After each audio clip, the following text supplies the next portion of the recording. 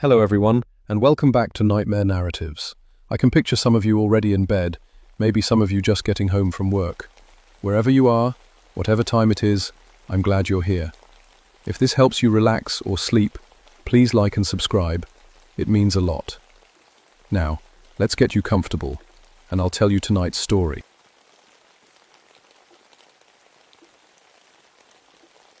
My name is Ezra Blackthorne, and I've been a park ranger for 15 years. I work in the Monongahela National Forest in West Virginia, way back in the deep hollows where most folks never go. If you're thinking about hiking alone in these mountains, you need to hear what happened to me. I'm not the kind of man who believes in ghosts or mountain spirits. Never was.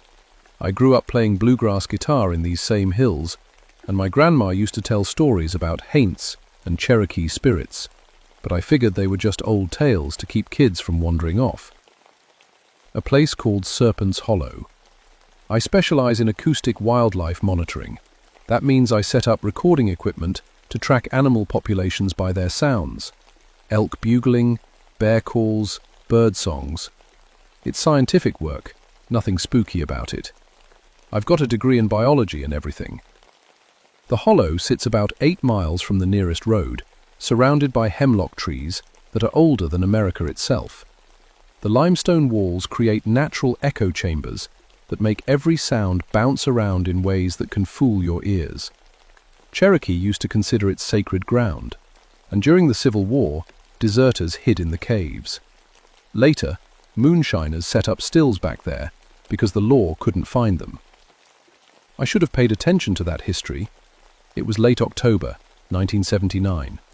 The leaves had turned but hadn't fallen yet, painting the mountainsides in reds and golds that looked like fire in the morning mist. I'd been having trouble with my automated recording stations, expensive equipment that the Forest Service had just installed to monitor the elk population. Every few days, the digital recorders would malfunction. They'd run out of battery power way too fast, or the tapes would come back full of static. Sometimes the equipment would be moved from where I'd left it, like something had knocked it over. My supervisor thought it was vandals, or maybe bears getting curious. "Take Mackenzie with you," he said. "Check it out." Arbitrarily, Mackenzie was a good partner. Smart, careful, never complained about the long hikes. She'd been a ranger for about 5 years and knew the mountains almost as well as I did. She also happened to be Cherokee, though she didn't talk much about it. We hiked in on a Tuesday morning when the fog was so thick you could barely see 10 feet ahead. The trail down into Serpent's Hollow winds between those massive hemlocks, and their branches form a natural cathedral overhead. Usually, the place is full of bird songs and the chatter of squirrels. Morning, it was dead quiet. "Where are all the animals?" Mackenzie asked, adjusting her pack straps. She had her grandmother's dark eyes and moved through the woods like she was born there. Colonization, I'd been wondering the same thing. In 15 years of ranger work, I'd never heard the forest so silent.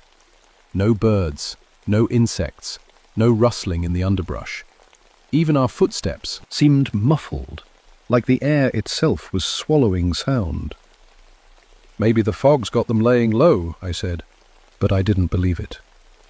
We found the first recording station about a mile down the trail.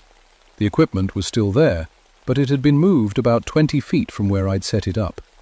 The microphone cables were arranged in a perfect circle around a flat stone, like someone had been very careful about placing them. "Bears don't do that," Mackenzie said, kneeling down to examine the setup. I checked the recorder. Still had power, still running, but when I rewound the tape to listen, all I heard was static. Then, about 10 minutes in, voices. Human voices, speaking in what sounded like Cherokee. Mackenzie went very still when she heard it. Her face got pale, and she rewound the tape to listen again. "What are they saying?" I asked. She listened for a long time before answering. "It's old Cherokee, very old. They're singing a death song." "Defenses? Death song?" "Something you sing when someone's dying. Or dead." She looked around the empty forest. "But Ezra, there's nobody here." This area's been uninhabited for decades. I took the tape out and put in a fresh one. Mackenzie reset the equipment while I tried to figure out what we'd recorded. The voices were clear, too clear for the old analog equipment we were using, and they were coming from multiple directions, like a whole group of people had been standing around our microphone singing. But there were no footprints in the soft earth, no signs that anyone had been there at all. We spent the rest of that day checking the other stations. Same thing at each one, equipment moved but not damaged, recordings full of static and voices speaking Cherokee. By the time we hiked back to the truck, the sun was setting and the temperature was dropping fast. "I don't like this," Mackenzie said as we drove back to the ranger station. She'd been quiet most of the afternoon, listening to the tapes on her headphones. Those songs, they're not just death songs, they're binding songs. Billing what? Souls. She looked out the window at the darkening mountains. My grandmother used to tell stories about shamans who could trap spirits, keep them from moving on to the next world. I wanted to tell her that was just superstition, but I'd heard those voices myself, clear as day, singing in harmony in a place where no humans lived. That night, I couldn't sleep. Every time I closed my eyes, I heard that Cherokee singing echoing in my head, and underneath it, something else. A sound like wind through stone, or water running deep underground. The Bidden was calling to me, and I didn't know why. 3 days later, we got a call that changed everything. The dispatcher said over the radio, "Timothy Morrison, age 22, from Ohio State. Last seen heading towards Serpent's Hollow 2 days ago." Mackenzie and I looked at each other across the road. Ranger station break room. We both knew what the other was thinking. "Third one this month," I said. "Canonical," Mackenzie corrected. "Remember the girl from Virginia?" She was right. Sarah Chen, 19, had disappeared 3 weeks ago after telling friends she wanted to explore the singing caves she'd heard about online. Before that, an elderly man named Robert Hayes had vanished while looking for his grandfather's moonshine still. And before that, a local woman named Linda Cross had gone missing while gathering ginseng. Peacefully. Quarantine had last been seen heading into Serpent's Hollow. We organized a search party, me, Mackenzie, and 4 volunteers from the local volunteer fire department. Good men who knew the mountains, but they stayed quiet when we told them where we were going. Mountain people have long memories, and they remember when places get a reputation for swallowing folks up. The fog was even thicker this time, rolling up from the hollow like smoke from some underground fire. As we descended the trail, our flashlights barely penetrated the grey wall surrounding us. Colors. "Stay together," I called back to the group, "and stay on the trail. These limestone cliffs can open up without warning." Prohibited. About halfway down, Mackenzie grabbed my arm. "Listen." Lush. I stopped, holding up my hand to halt the group behind us. In the distance, barely audible through the fog, someone was humming. The grandparents, rising and falling like a lullaby. It seemed to come from everywhere at once, bouncing off the hemlock branches and the stone walls of the hollow. Flooring. "Tim?" I called out. "Timothy Morrison?" The humming stopped. We waited in the silence for maybe 30 seconds. Then it started again. The same melody but from a different direction. Closer. "That's not human," whispered Jake Marlowe, one of the volunteers. He was a big man who'd served 2 tours in Vietnam, but his voice was shaking. "Course it's human," I said, but I wasn't sure I believed it myself. The melody had too many harmonies, like one voice was singing in 4-part harmony with itself. Conquered. Mackenzie had gone very pale again. She was staring into the fog with an expression I'd never seen before. Not fear, exactly, but recognition. "We need to leave," she said quietly. "Right now. We've got a missing hiker." Ezra. She turned to face me, and her dark eyes looked almost black in the dim light. "That song. I know that song. My grandmother sang it to me when I was little, but she made me promise never to sing it myself." Forbes. The humming was getting closer. Still impossible to pinpoint, but definitely closer. "What kind of song is it?" I asked. "A calling song. It's how the spirits find their way home." One of the other volunteers, a man named Pete Rodriguez, suddenly stepped off the trail and started walking toward the sound. Not hurrying, just walking with steady, determined steps like he had somewhere important to be. "Pathfinder," I called. "Where you going?" "Confiscaf." He didn't answer. Didn't even turn around. Just kept walking into the fog until we couldn't see him anymore. Jake started after him, but Mackenzie grabbed his sleeve. "Don't. Once you start following the song, you can't stop." "What do you mean you can't stop?" "I mean your feet won't let you. The melody gets in your head and your body just goes." The humming was all around us now, coming from the trees, from the rocks, from the fog itself. And I could feel it working on me, a gentle tugging sensation, like someone had tied a string around my chest and was slowly pulling me deeper into the hollow. Benches my feet wanted to move, had to move. The melody was so beautiful, so perfect, that standing still felt like fighting against the natural order of things. Sluggish Mackenzie must have seen the expression on my face, because she slapped me, hard, across the cheek. The sudden pain broke whatever spell the song was weaving. I blinked and realized I'd been walking.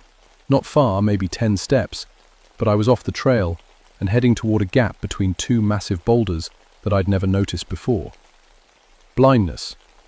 "We're leaving," Mackenzie said, her voice tight with fear. "All of us.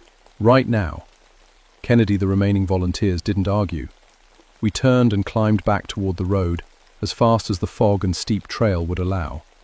Behind us, the humming continued, and once I thought I heard Pete's voice joining in the melody. Blinking. When we reached the parking area, I radioed for backup and additional search teams. By morning, we had 30 people combing every inch of Serpent's Hollow. We never found Pete Rodriguez, or Timothy Morrison. We did find something else. Deep in one of the limestone caves, maybe half a mile from where Pete had wandered off, we discovered a collection of musical instruments, flutes, drums, and something that looked like a primitive harp. They were all carved from bone, human bone. The lab results came back a week later, a few months old. Others were ancient, possibly hundreds of years old. All showed the same careful craftsmanship, the same attention to detail. Someone had been making music down there for a very long time, and they weren't using wood or metal for their materials. Confiscated. That night, I called Mackenzie at home. "We need to go back," I said. "Are you crazy?" "People are dying, Sarah, and I think whatever's in that hollow, it's getting stronger." There was a long pause on the other end of the line. "Flooring. My grandmother had a story," she said finally, "about a Cherokee shaman who made a terrible bargain to protect his people from something evil. He bound his own spirit to the land, along with the spirits of anyone who heard his song. You think that's what we're dealing with? I'm dealing with something that's been hungry for a very long time, and every person who disappears makes it more powerful." I hung up and stared out my cabin window at the dark mountains. Somewhere in those hills, something was humming in the fog, calling out to anyone foolish enough to listen. And despite everything I'd seen, I could still hear it. I could still hear the melody in my head, beautiful and patient and impossible to forget. It was waiting for me to come back. I should have listened to Mackenzie and stayed away from Serpent's Hollow, should have marked it as a dangerous area and let someone else deal with whatever was living down there. Instead, I did what 15 years of ranger training told me to do. I gathered more evidence.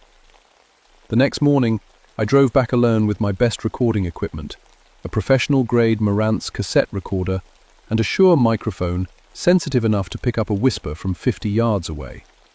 If something was making music in those caves, I was going to get a clear recording of it. The fog had lifted, which should have made me feel better.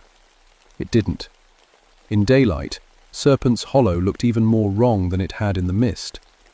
The hemlock trees stood too still, their branches hanging like they were weighted down with invisible ice. No birds sang, no insects buzzed. Even the stream that ran through the bottom of the hollow was silent, just water flowing over stone without the usual babble and splash. I set up my equipment at 3 different locations, spacing them about a quarter-mile apart. If the singing was coming from the caves, triangulating the sound sources would help me find the exact location. At the first station, near the limestone cliffs where we'd found Pete's footprints, I placed the microphone and recorder behind a fallen log. The tape had 90 minutes of recording time. If nothing happened, I'd just have 90 minutes of silence. Sometimes happened. About 30 minutes after I started recording, the Cherokee singing began. But this time, it wasn't the simple humming melody we'd heard before. This was a full ceremonial chant, multiple voices weaving in and out of harmony with a complexity that made my skin crawl. I was listening through headphones connected to the recorder, so I heard every note with perfect clarity. The voices were singing in Cherokee, but underneath the words, I could hear other sounds. Wind through hollow bones, water dripping in deep caves, and something that sounded like breathing. Slow, patient breathing from something with very large lungs. I tried to stay objective, to think like a scientist, documenting an unknown phenomenon. But the song was getting inside my head the same way it had before, making my feet want to move toward the source. This time, I let them. I told myself following the sound to find its origin. That's what any good researcher would do. But even as I thought it, I knew I was lying. The melody was controlling me, pulling me deeper into the hollow, like a fish on a line. I'd somehow missed in all my years of working this area. It was hidden behind a screen of mountain laurel, just a narrow crack in the limestone that looked like it couldn't fit a person. Washed when I pushed through the bushes, the crack opened into a passage wide enough to walk through, and from somewhere in the darkness ahead, the singing was getting louder. I had a flashlight on my belt, but I didn't need it. The passage was faintly lit by some kind of phosphorescent moss growing on the walls. Or maybe it wasn't moss. Maybe it was something else entirely. Lopez sloped downward for maybe 50 yards, then opened into a natural chamber the size of a small church. And that's when I saw them. 12 people sitting in a circle around a pool of black water. Men and women of different ages, all wearing modern hiking clothes. Their eyes were closed and their mouths were open, singing in perfect harmony. I recognized 3 of them immediately. Timothy Morrison, the college student from Ohio. Linda Cross, the local woman who'd gone missing a month ago. And Pete Rodriguez, still wearing the same flannel shirt he'd had on when he walked away from our search party. They'd been down here for weeks, some of them, but they looked fresh, like they'd just sat down to rest a few minutes ago. Blinds behind them, barely visible in the phosphorescent glow, sat another figure. This one was different. Older, wearing what looked like traditional Cherokee clothing. Deerskin shirt, bone ornaments, long grey hair braided with feathers and shells. His eyes were open, and they were looking right at me. When he smiled, I saw that his teeth had been replaced with carved bone, and his smile was the most terrifying thing I'd ever seen. Gestured for me to join the circle. My feet started moving before my brain could stop them. Step by step, I walked toward the group of singing people, toward the pool of black water that reflected no light at all. The Cherokee man, the singer, that's how I started thinking of him, began a new verse. The words were in a language I didn't understand, but somehow I knew what they meant. Come home, come rest, come sing with us forever. I was 3 steps away from the circle when I heard Mackenzie's voice shouting my name from somewhere behind me. Bronze broke the spell, just enough for me to stop walking. I turned and saw her silhouetted in the tunnel entrance, flashlight in one hand and something else in the other. Don't listen to him, Ezra, she called. He's not Cherokee anymore. He hasn't been Cherokee for 200 years. The singer stood up from behind the circle of captive people. In the dim light, I could see that he wasn't entirely solid anymore. more like a shadow wearing the shape of a man. When he spoke, his voice came from everywhere at once, like the cave walls themselves were talking. "Your friend knows the old stories," he said in perfect English. "She knows what I sacrifice to keep the hungry one sleeping.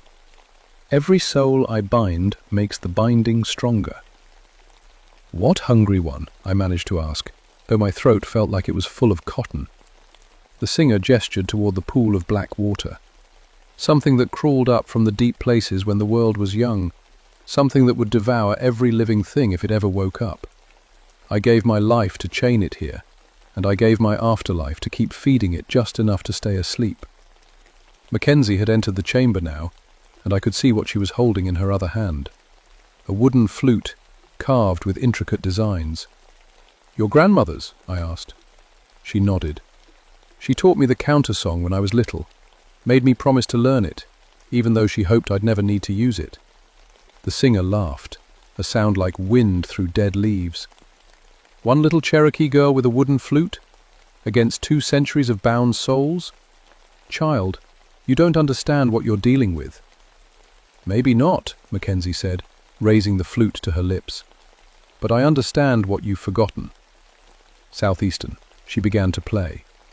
The melody that came from her flute was simple, almost childlike, but it cut through the complex harmony of the bound souls like a knife through silk. One by one, the singing people opened their eyes and looked around in confusion. Pete Rodriguez was the first to stand up. He blinked at me like he was waking from a long dream. "Ezra? Where are we?" The singer roared with rage and lunged toward Mackenzie, but his form was already becoming less solid.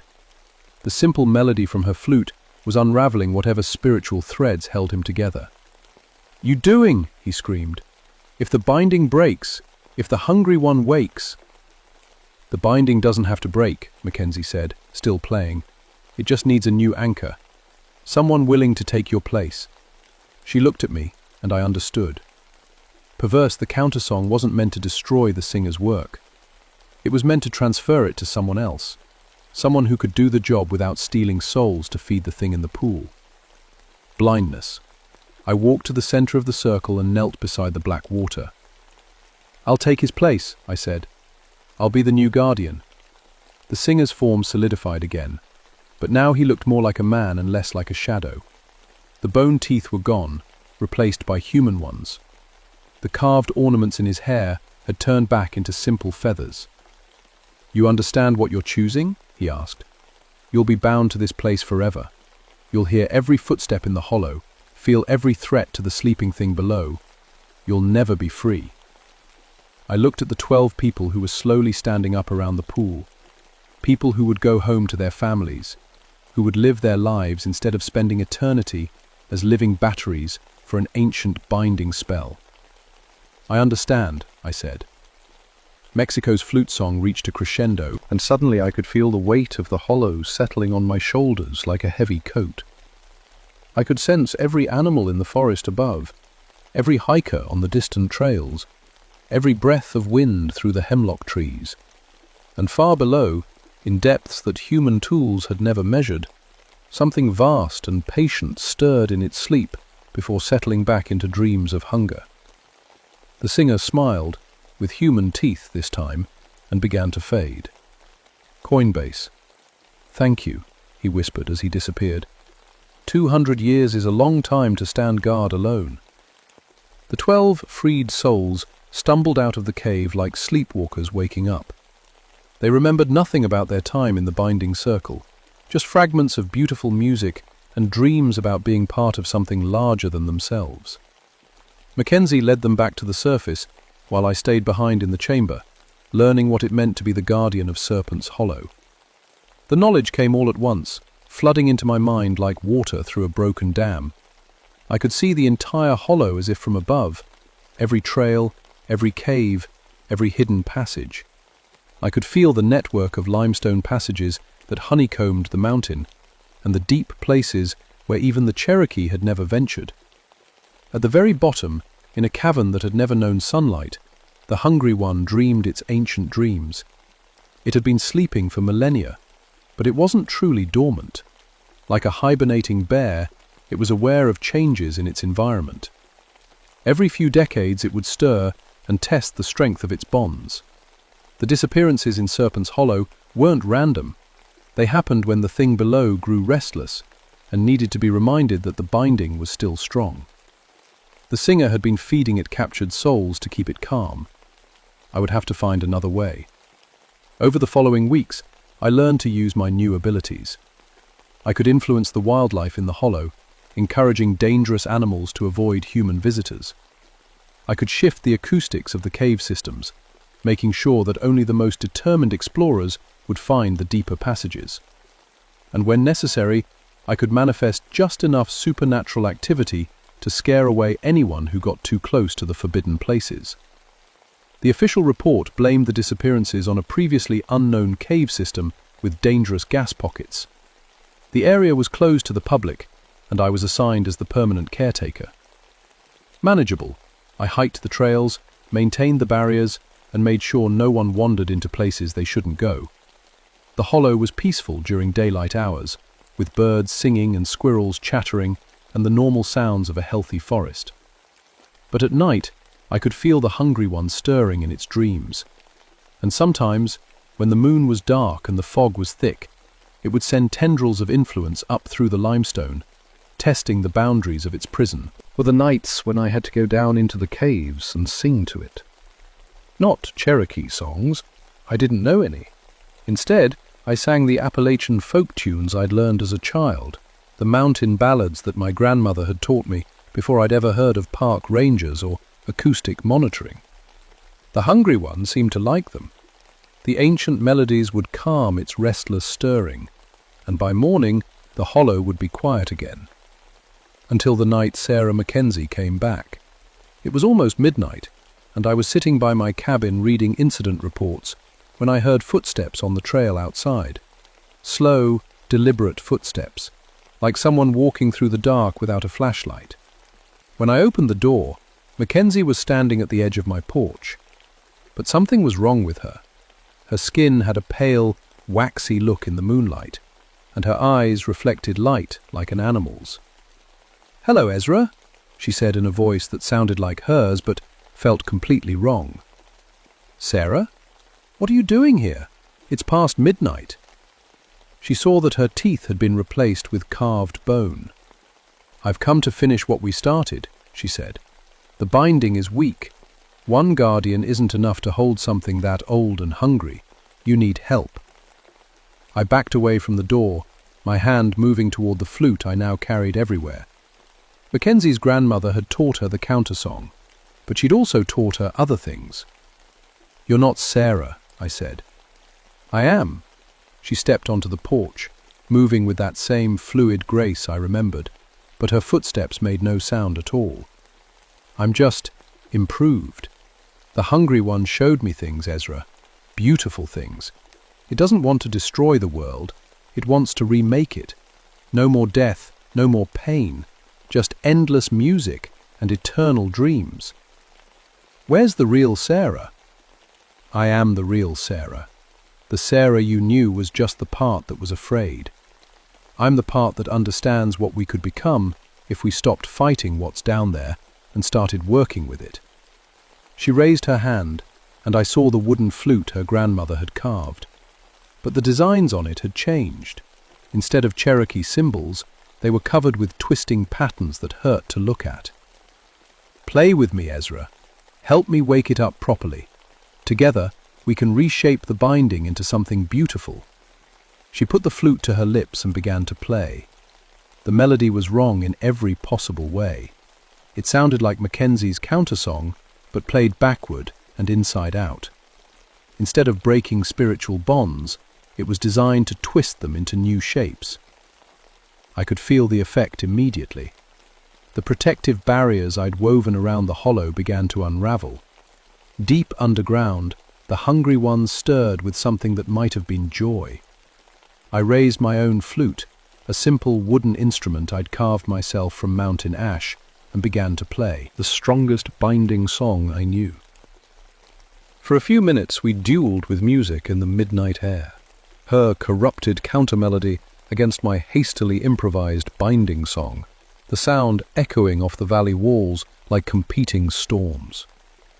But I was one person against something that had been preparing for this moment since the night we'd first entered its domain. The false Mackenzie's song was stronger, more complex, backed by centuries of malevolent patience. I felt my defenses cracking. That's when I heard the other flute. The forest stepped out Anger, playing the original countersong her grandmother had taught her. She looked tired and scared, with scratches on her face and mud on her clothes like she'd been running through the woods for hours. "It tried to copy me," she called over the competing melodies. "Used my own memories against me, but it couldn't copy this." She held up something I hadn't noticed before, a small bundle of sage and sweetgrass, tied with sinew and decorated with a single eagle feather. Traditional Cherokee ceremony materials. The false Mackenzie's song wavered as the real one approached. Whatever force had created the duplicate, it was weakening now that the original was present. "You can't stop what's coming," the duplicate said, her voice starting to sound hollow and distant. The binding was always meant to be temporary. The singer knew that. Why do you think he chose a white man to replace him? "Mean?" I asked, though I kept playing my binding song. "He knew you'd eventually fail. Knew you didn't have the cultural knowledge to maintain a Cherokee binding spell forever. You were never meant to be the permanent solution, just a delaying tactic while the real guardian prepared herself." False Mackenzie gestured toward the real one, who was now lighting the sage bundle with a match from her pocket. Sarah's grandmother didn't just teach her the countersong, she taught her everything. The real binding ritual, the one that doesn't require stolen souls. Sarah's been preparing her whole life to take this responsibility. The real Mackenzie stepped forward, still playing her flute with one hand while holding the burning sage with the other. "It's true," she said. "Grandmother always knew this day would come. The singer's binding was evil, effective, but evil. Stealing souls to feed the thing he was supposed to be containing. She spent 50 years developing a better way." "What kind of better way?" "Relinquishing sacrifice instead of stolen souls. One person, freely given, binding themselves to the land, not as a prisoner, but as a partner.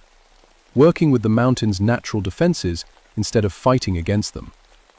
A false Mackenzie laughed. "You think you're strong enough to contain something that old? Child, you have no idea what you're dealing with." "I don't have to contain it," real Mackenzie said, approaching the duplicate with the burning sage. "I just have to understand it. Grandmother taught me that the hungry one isn't evil. It's just lost, separated from whatever realm it came from. It doesn't want to destroy our world. It wants to go home." Ben's smoke reached the false Mackenzie, and she screamed as her form began to dissolve. "You'll doom us all! Without the binding, it will wake up completely." "Without the binding, it will finally be able to leave," Mackenzie corrected. She knelt beside the pool of black water that had somehow appeared at our feet. The chamber from below had risen to meet us, bringing the heart of the binding with it. The real Mackenzie placed her hand on my shoulder. "Thank you for holding the line, Ezra, but this was always meant to be my responsibility." She put the flute to her lips one final time and played a song I'd never heard before. It wasn't a binding song or a counter song. It was something else entirely. A song of opening, of paths between worlds, of old powers finally finding their way home. Confiscated, deflate us, the hungry ones stirred.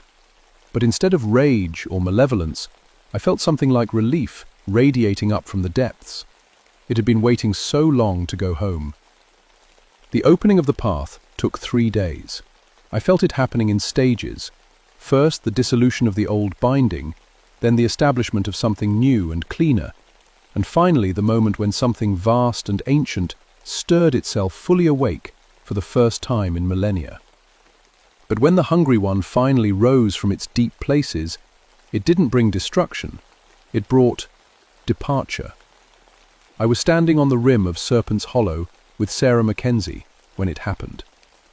The air shimmered like heat waves, and for just a moment I could see through the fabric of the world to somewhere else, a place of strange geometries and impossible colors, where creatures like the Hungry One belonged. The hollow fell silent in a way it had never been before. Not the unnatural quiet of a bound spirit, but the peaceful silence of a place finally at rest. "Is it over?" I asked. Lioness nodded, though she looked exhausted. The ritual had taken something out of her. I could see new grey in her hair and lines around her eyes that hadn't been there before. "It's over. The path is closed and the binding is broken. Serpent's Hollow is just another valley now." We walked down into the hollow together, past the hemlock trees that were already showing signs of new life. Birds were returning, insects were buzzing, and the stream was making its normal cheerful noise as it tumbled over the limestone rocks. The Blake where I'd spent so many nights singing to keep an ancient horror asleep was gone. Not collapsed, gone, like it had never existed at all. In its place was just another hillside, covered with mountain laurel and wild rhododendrons. "What about me?" asked. "Am I still bound to this place?" Mackenzie said, "When the Hungry One left, it took all the old bindings with it. You're free to go wherever you want." But I didn't want to go anywhere else. 15 years of ranging these mountains had made them home, and the week I'd spent as guardian of the hollow had only deepened that connection. This was where I belonged, supernatural responsibility or not. I kept my job with the Forest Service. The official records show that Serpent's Hollow was reopened to the public after a geological survey confirmed that the dangerous gas pockets had dissipated. The missing hikers were found, disoriented but unharmed, in various locations around the forest, with no memory of how they'd gotten there. Sarah Mackenzie left the Ranger Service a month later. She told our supervisor that she'd been accepted into a graduate program in anthropology, but I knew the real reason. Her grandmother's teachings had included more than just the knowledge needed to deal with the Hungry One. There were other places in the mountains where old powers still slept, and other families who had been keeping watch for generations. She had work to do. She still see her sometimes, hiking the remote trails with her recorder and her notebook, documenting the old stories before the last people who remember them pass away. We don't talk about what happened in the hollow. Some things are better left unspoken. But sometimes, when I'm doing my evening rounds and the mist is rising from the valleys, I'll hear her playing that wooden flute her grandmother carved. The melodies drift through the mountains like messages between worlds, keeping the balance that her people have maintained for longer than written history records. I understand now why the Cherokee considered these mountains sacred.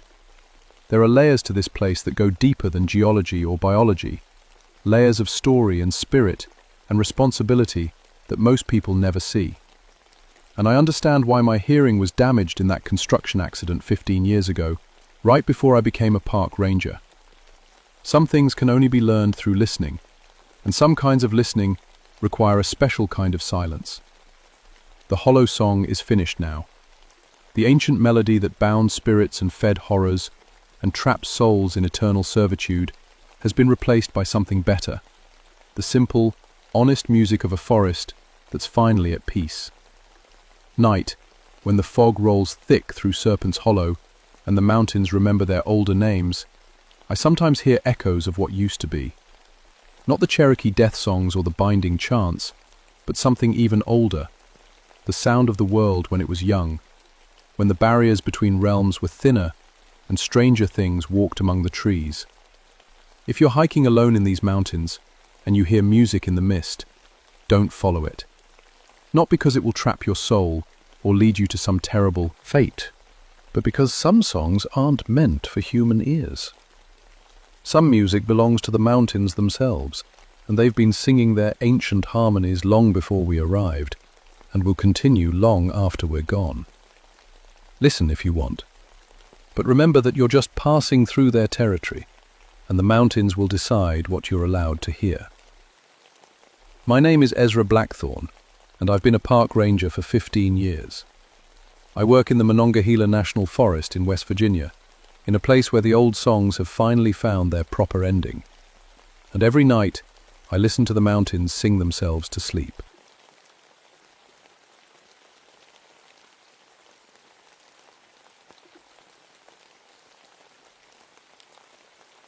My name is Luther Hawkins, and I've been a ranger for 23 years.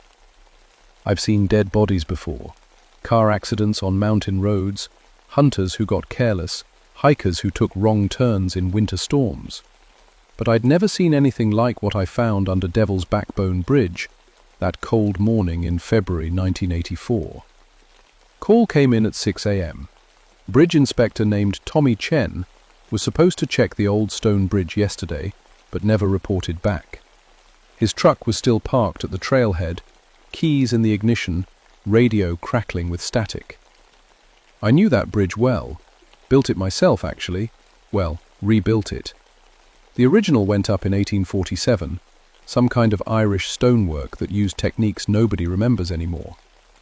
By 1981, ice and time had made it dangerous, so the Forest Service hired me to fix it up. Took 2 years of careful work, matching stones, learning how the old mortar held together. Devil's Backbone Bridge crosses a 300-foot gorge in Jefferson National Forest. It's the only way to reach 15,000 acres of wilderness on the far side. No roads, no other trails, just that bridge, 60 feet of weathered limestone blocks spanning empty air above an underground river. The morning I found Tommy, ice covered everything. Winter storms had been hitting Virginia hard that year, and the bridge was slick as glass. I took my time getting across, testing each step. The stonework felt solid under my boots. Good, honest construction that would outlast us all. I found Tommy at the bottom of the gorge. His body lay twisted on the rocks beside the underground stream, arms bent at impossible angles. But here's the thing that made my skin crawl. He was smiling. Not a death grin, not like his face had frozen. A peaceful, happy smile, like he'd seen something wonderful before he died. I called it in and waited for the rescue team. While I waited, I walked the bridge again, looking for loose stones, checking for ice damage. The old mortar between the blocks looked strange in the grey morning light. Darker than I remembered, with red streaks that could have been iron staining, or something else. My radio crackled. "Luther, you there?" "Yeah, Bill." "Coroner wants to know, any signs Tommy fell? Broken railings, anything like that?" I looked at the bridge rails. Solid stone, 4 feet high, built to last centuries. No way a careful man like Tommy just tumbled over. "While damage," I told Bill, "rails are perfect." But they weren't perfect, I realized as I hung up. Something was wrong with the mortar. In the growing daylight, I could see it clearly now. Dark fragments mixed in with the limestone cement. Pieces that looked like paycheck, like bone. I'd rebuilt this bridge myself, mixed every batch of mortar by hand. I knew what went into it: sand, lime, water, nothing else. But there in the joints between stones, I saw what looked like bone chips, dozens of them, maybe hundreds. 23 years in these mountains, and I thought I knew every inch of this forest.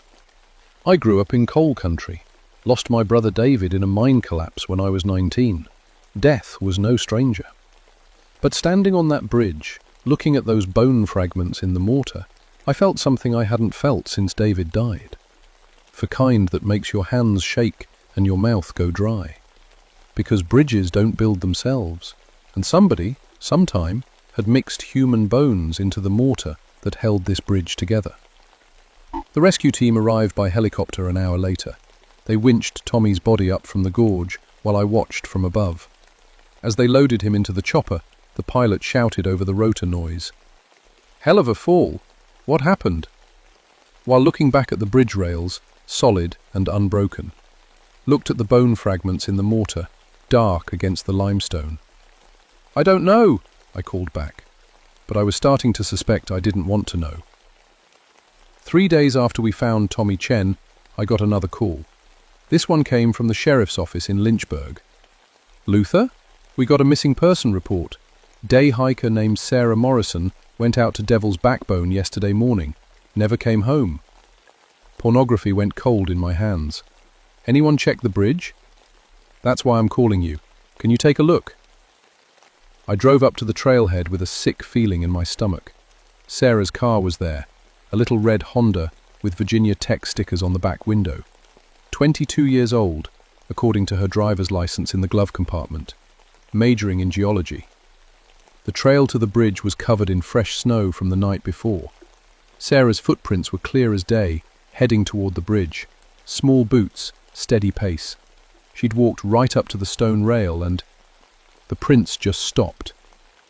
I spent an hour searching, walking every inch of the bridge, checking for broken stones, ice damage, anything that could explain how a healthy young woman just vanished.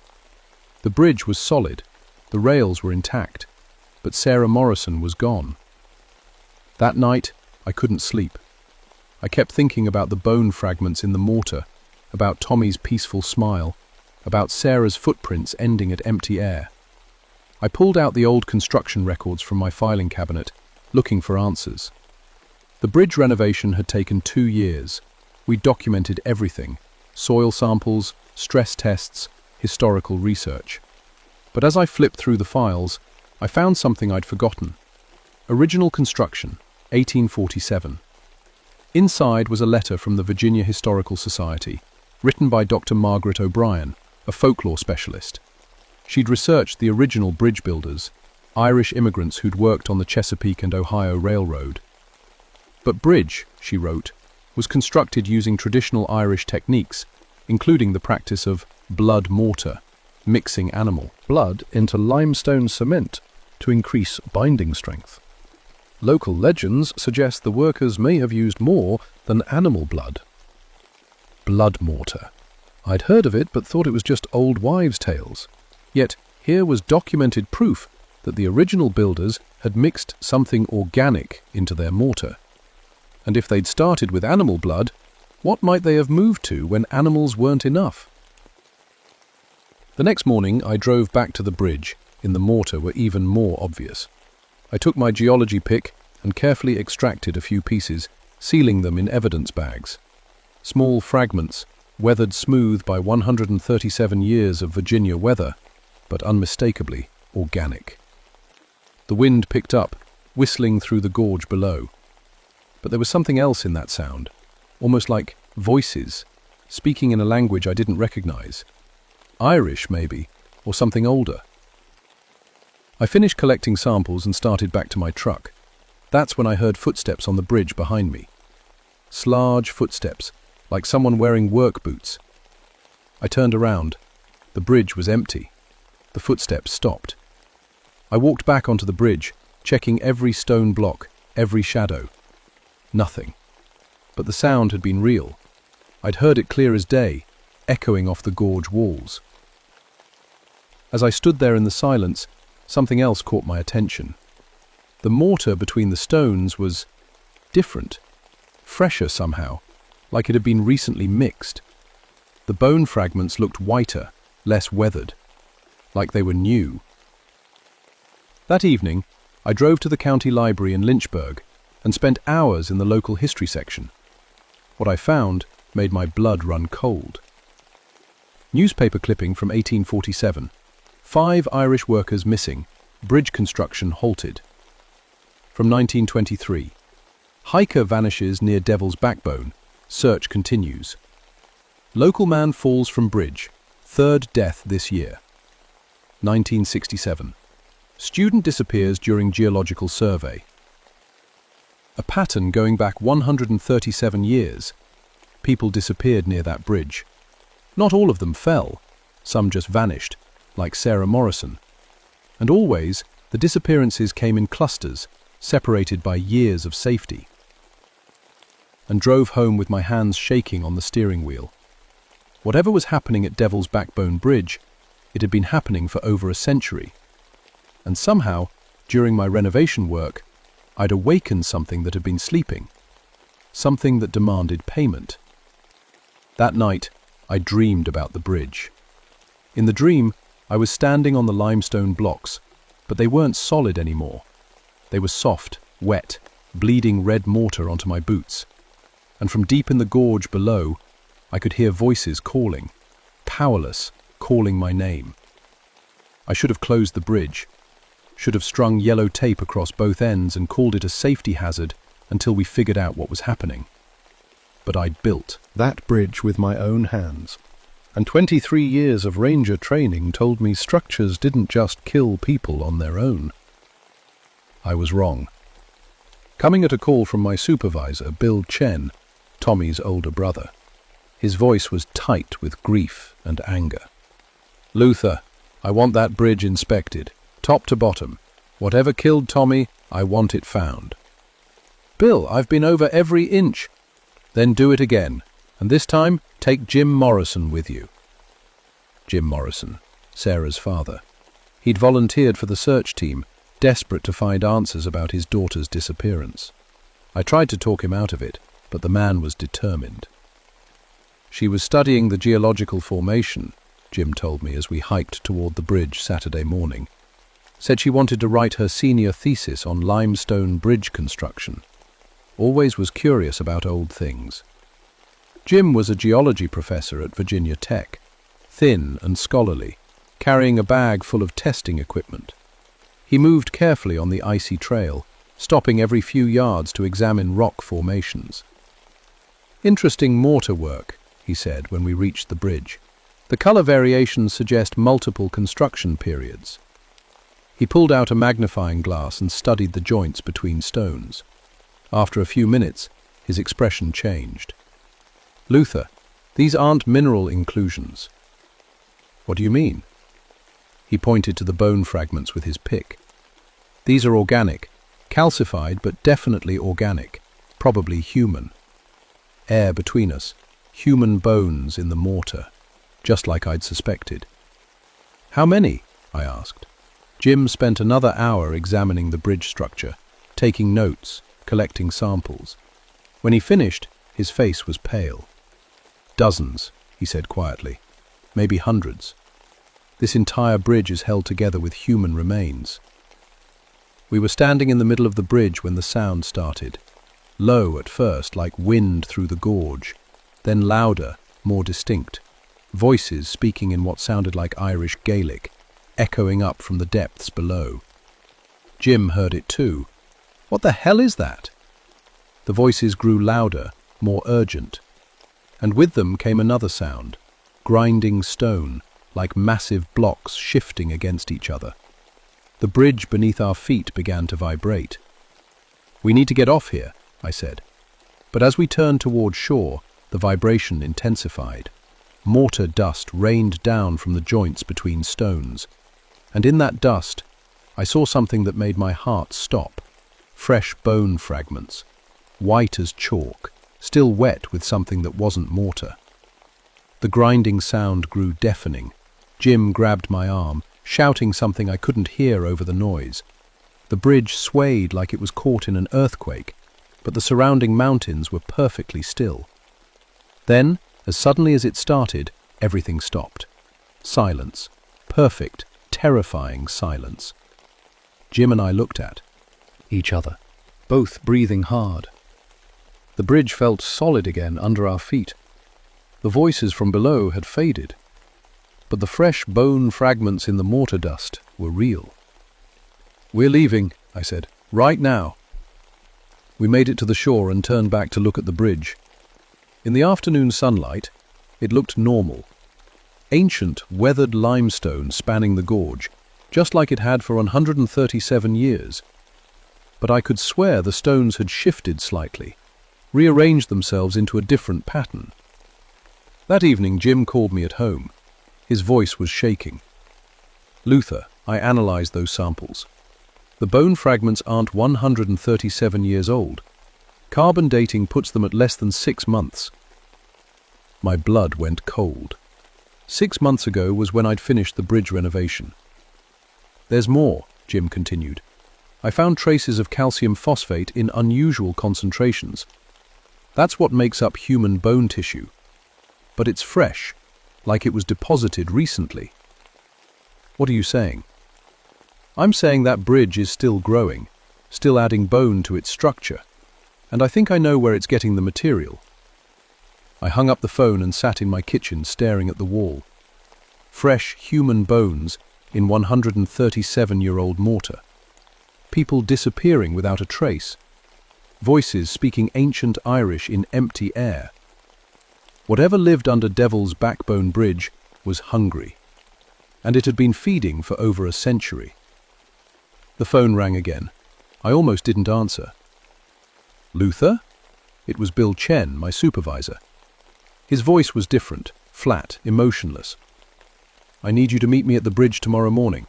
Official inspection. Bill, I don't think that's safe. 6 a.m. Don't be late. He hung up before I could argue. I spent that night loading my truck with every piece of safety equipment I owned. Ropes, flares, emergency radio, first aid kit. Because I had a terrible feeling that tomorrow morning one of us wasn't coming home. And deep down, I suspected it wouldn't be whatever was living in the bridge. Sunday morning came grey and cold. I drove to the trailhead, hoping Bill would change his mind, call off the inspection. His truck was already there, but I couldn't see him anywhere. I called his name. No answer. I followed his footprints through the snow to the bridge.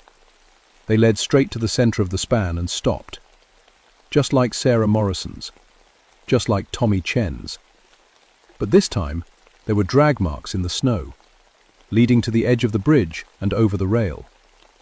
I looked down into the gorge and saw Bill Chen's body on the rocks below, arms spread wide, that same peaceful smile on his face that I'd seen on his brother. As I reached for my radio to call for help, I heard footsteps behind me on the bridge, heavy boots on stone. The thing that had been taking people for 137 years. The bridge keeper stood 8 feet tall, made of limestone blocks and human bones fused together by dark mortar. Where its face should have been, smooth stone formed crude features, empty sockets that seemed to look right through me, a mouth that was just a crack in the rock. The bones that made me sick, hundreds of them, maybe thousands, woven through its body like a twisted skeleton, arm bones, leg bones, ribs, all held together by that same dark mortar I'd been finding in the bridge structure. Luther Hawkins, it said, and its voice was the grinding of stone on stone. Bridge builder. A hand on my rail. What are you? And I heard the crunch of bone fragments under its massive feet. When it moved, mortar dust fell like snow. I am the foundation, it said, the binding that holds stone to stone. Without me, the bridge falls. The way closes. The crossing ends. You've been killing people. I have been fed, as was promised, as was agreed. Structure around us, and I saw the truth for the first time. Every joint between stones contained human bones. Every crack was sealed with remains. The entire bridge was a massive grave, held together by death. The first builders knew, the keeper said. Irish stoneworkers who remembered the old ways. They fed me 5 of their own to bind the first stones, and promised more when the binding weakened. I thought about the newspaper articles I'd found. Disappearances every 20 years or so, like clockwork. Enough death to keep the bridge standing, but spread out over time so no one would notice the pattern. But you rebuilt the bridge, it continued, disturbed the old bones, weakened the binding with your modern mortar, your steel reinforcement, your ignorance of proper ritual. The thing moved closer, and I could smell it now, earth and lime and decay, like an open grave. So I have taken more. The inspector, the girl who studied stones, the supervisor who sent them, and soon the builder who destroyed my work. I was trying to make it safe. Safe? The keeper laughed, a sound like rocks falling. This bridge has stood for 137 years, through ice storms and floods, through war and earthquake. It was built to last forever, but forever requires payment. I was trapped against the rail now, 300 feet above the gorge. The thing reached out with hands made of bone and stone, fingers that could crush my skull like an eggshell. Spent 23 years maintaining bridges, and I knew something about structural engineering that the keeper had forgotten. Wait, I said. You need me. The stone hands stopped inches from my throat. You've been taking random people, hikers, inspectors, students. But that's not how it worked originally, is it? The Irish builders chose who to sacrifice. They picked their own workers, men who understood the ritual, who went willingly. The keeper's stone features shifted slightly. Listening. You're hungry because you're getting the wrong food, I continued. People who don't understand, who fight and struggle. What you need is someone who knows the bridge, who respects the old ways. You offer yourself? I offer to fix what I broke, to rebuild the bridge properly this time, with the right materials, the right rituals. For a long moment, the keeper considered this. Around us, the bridge vibrated slightly, limestone blocks grinding against their mortar bonds. You would use the old methods? Mix bone with mortar? Seal the joints with blood? If that's what it takes to make it stable. And the payment? The feeding? I fast. I'll arrange it. Proper sacrifice. Willing volunteers who understand what they're doing. No more random killing. The keeper stepped back, studying me with those empty stone sockets. You lie, Luther Hawkins. You hope to trick me, to promise what you cannot deliver. Try me. I will. But know this. If you fail, if you try to deceive me or destroy me, I will take not just you, but everyone who crosses this bridge for the next 100 years. Your failure will feed me for centuries. The thing began to sink into the bridge structure, stone merging with stone, bones disappearing into mortar joints. 1 month, its voice echoed from the limestone. Rebuild properly, or watch your bridge become a monument to your failure. Then it was gone, leaving me alone on 60 feet of weathered stone with the smell of graves in my nostrils. I had 30 days to figure out how to kill something that was made of death itself. I spent that month learning everything I could about Irish bridge-building rituals, about blood mortar and binding sacrifices, about things engineering school never taught.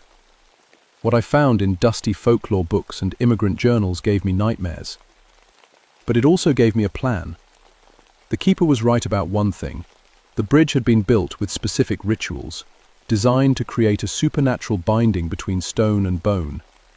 But like any structure, it had a weakness. And I'd found it in a 150-year-old letter from County Cork. On the last day of the month, I returned to Devil's Backbone Bridge with everything I needed. Not to rebuild it, but to complete it. Because I'd finally understood what the Irish builders had really been doing. They hadn't been feeding the keeper to make it strong. They'd been feeding it to keep it trapped. The bridge wasn't a home for the creature. It was a prison. And I'd accidentally damaged the bars when I renovated it. The ritual took 6 hours. I won't describe what I had to do, what I had to sacrifice to make the binding hold. Some knowledge is too dangerous to share. But when it was finished, the keeper was back where it belonged, locked in stone and bone, unable to leave the bridge structure, unable to take anyone who didn't willingly step onto its domain. Disappearances stopped after that. Devil's Backbone Bridge stands today, solid and safe for day hikers and tourists. The Forest Service thinks my final renovation was my finest work, a perfect blend of historical preservation and modern engineering. They don't know about the fresh mortar I mixed with my own blood, about the bone fragments I carefully selected from evidence bags and Civil War battlefield relics, about the words I spoke in Irish Gaelic while the keeper screamed from inside the limestone blocks. I retired 6 months later, bad heart. Come on to play that we set for my new television, but they will be business as well. But the scheme just chelly the keepers a purper. I retired 6 months later. Come on to play that we start from the round a little ground. About the thirst words within Irish Gaelic, while the keeper screamed from inside the limestone blocks. I retired 6 months later, bad heart. Come on to play that we set for my new television, but they will be business as well. About the words I spoke in his on the first war blocks. They don't know about the fresh mortar I mixed and Civil War battlefield relics, about the words I spoke in Irish Gaelic, while the keeper screamed from inside the limestone blocks. bad heart, I told them. Stress from all those mysterious accidents. But the truth is, I couldn't bear to look at that bridge anymore, knowing what lived inside it. Sometimes I drive up to the trailhead on winter mornings, when ice covers the stone and the gorge fills with mist. I can hear it then, if I listen carefully, the sound of grinding stone, muffled by mortar and bone and my own guilt. The bridge keeper is still there, still hungry, still waiting, but it's trapped now, bound by older magic than death. It can't hunt anymore, can't call people to their doom. Unless someone rebuilds the bridge again, unless some future engineer decides to modernize the stonework without understanding what they're really breaking. Left detailed notes in the Forest Service archives, buried deep in maintenance files where only another bridge builder would think to look. Warnings about proper construction techniques, about respecting historical preservation requirements, about never, ever disturbing the mortar joints on Devil's Backbone Bridge. Because some structures aren't built to last forever. Bandwidth, they're built to hold forever. And if that binding ever breaks completely, if the keeper ever gets free of its stone prison, God help us all. The bridge will be the least of our problems then.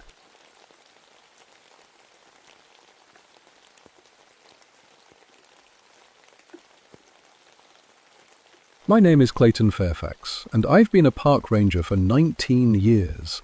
I've seen bears tear apart campsites, watched mountain lions stalk hikers, and tracked rabid coyotes through miles of Virginia wilderness. But nothing in all those years prepared me for what happened during the harvest moon of 2023.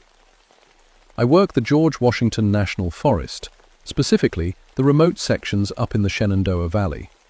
It's beautiful country, rolling hills covered in oak and pine, crystal clear streams that run cold even in summer, and wildlife that still knows how to stay wild. I love this place like it's part of my soul. I'm what you'd call an old-school ranger. I started here right out of high school, working summers while I got my forestry degree. Before that, I spent my teenage years guiding hunting trips with my grandfather. He taught me to read tracks like words on a page, to move through the woods without making a sound, and to respect the animals even when you had to control them. That last part became my speciality, predator control and wildlife management. When a black bear gets too comfortable around campers, they call me.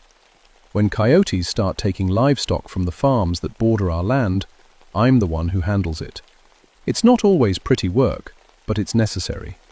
Nature needs balance, and sometimes humans have to help maintain it. I've always been practical about my job. No room for superstition when you're dealing with real predators that can kill real people. My grandfather used to tell stories about things in these mountains, shadow creatures and phantom hunters.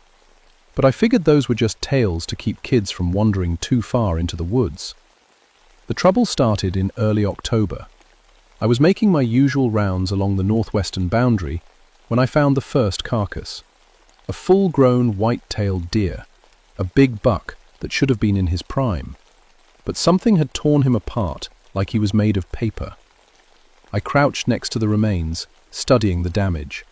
The wounds were strange, too clean for a bear, too savage for a mountain lion. Bears leave claw marks and crush bones. Big cats go for the throat and leave precise puncture wounds. This looked like something had simply exploded the deer from the inside out. Were even stranger, dog prints, but huge, bigger than any domestic breed I knew. And there were too many of them, like a whole pack had surrounded the deer. But we didn't have wolves in Virginia, and feral dog packs usually left messier kills. I took photos and measurements, then called it in to my supervisor, Janet Morrison. She'd been running this district for 12 years and had seen everything twice. Probably a feral pack, she said when I described the scene. You know how bad it's been getting? People dump their dogs when they can't afford them anymore, and they go wild fast. These prints are different, Janet, bigger, and the kill pattern. Karloff, Clayton, you're overthinking it. Just set up some trail cameras and see what comes back to feed. I did what she asked, but the feeling in my gut told me this was something new. I'd tracked hundreds of feral dogs over the years. They were dangerous, sure, but predictable. They hunted in familiar patterns, stuck to water sources, and left sign you could follow. These tracks just stopped, right at the edge of a small clearing, like whatever made them had simply vanished into thin air. Over the next week, I found 3 more kills. All deer, all torn apart the same way. The trail cameras captured nothing but empty forest, not even the normal wildlife that should have been drawn to the carrion. The locals started talking. Jim Hendricks, who ran cattle on the land next to ours, lost 2 calves, found them in his pasture, killed the same way as my deer. Sarah Martinez, who lived in a cabin about 5 miles from the park entrance, called to report strange howling at night. "It's not like any dog I've ever heard," she told me when I stopped by to check on her. "Sounds almost musical, like they're singing together." Sarah was in her 70s, had lived in these mountains her whole life. If she said something was different, I believed her. "When do you hear it?" I asked. "Just after midnight, usually. Started about a week ago. My old hound Rex won't even go outside anymore, just stays under the porch, shaking." Her property line for tracks. Dogs that could spook other dogs were dogs that needed to be dealt with quickly. While evening, I was filing my reports when my phone rang. It was Danny Caulfield, a local hunting guide I'd known since we were kids. "Confiscated Clay, you need to get up to Miller's Ridge tonight," he said without preamble. "Something killed 3 of my tracking dogs." My blood went cold. Danny's dogs were tough, experienced hunters trained to handle everything from wild boar to black bear. What happened? "I was running a blood trail from this morning's hunt, lost the wounded deer somewhere up near the old cemetery. My dog started acting strange around sunset, whining, trying to turn back. Then something came out of the trees. You see what it was? Dogs. Big ones, moving like shadows. My pack tried to run, but these things were faster. By the time I got my rifle up, 3 of mine were down, and the rest had scattered." Marrera's Ridge was deep forest, about 10 miles into the park. The old cemetery he mentioned was from the 1800s, when there used to be a settlement up there. Most folks avoided it after dark, though I'd never paid much attention to the local superstitions. "I'll head up there first thing tomorrow," I told him. "Clay," Danny's voice dropped to almost a whisper. "These weren't normal dogs. I've been hunting these woods for 30 years. I know every pack, every stray, every farm dog that runs loose. These things, they moved. Wrong, like they were floating instead of running." As I hung up, I sat in my truck for the darkening forest. The October air carried the smell of dying leaves and wood smoke from distant chimneys. Somewhere in those trees, something was hunting. Something that killed deer like they were rabbits and spooked experienced hunting dogs. Checked my gear. Rifle, flashlight, first aid kit, radio. Tomorrow I'd head up to Miller's Ridge and see what kind of predator could take down 3 hunting dogs. As I drove home, the full moon was just starting to rise over the mountains, casting everything in silver light. The October harvest moon, my grandmother used to call it. She always said strange things happened when it was full. I was about to find out just how right she was. The next morning I met Danny at the Miller's Ridge trailhead just after sunrise. He looked like he hadn't slept much, his usually steady hands shaking slightly as he loaded gear into his pack. "You bring backup?" he asked, nodding toward my radio. "Janet knows where I am. You really think we need more people for a few feral dogs?" Danny gave me a look I couldn't read. "Clay, I've been doing this my whole life. Yesterday scared me more than anything I've seen in these woods." We hiked up the old logging road in silence. The morning was crisp and clear, with that golden light that only comes in October. Birds chirped in the trees, squirrels chattered as we passed. Normal forest sounds that made me feel better about the whole situation. The blood trail from Danny's wounded deer was easy to follow. Dark drops on fallen leaves, broken branches where the animal had pushed through thick brush. We found where it had died about 2 miles up, near a small stream. "This is where my dog started acting up," Danny said, pointing to a cluster of pine trees.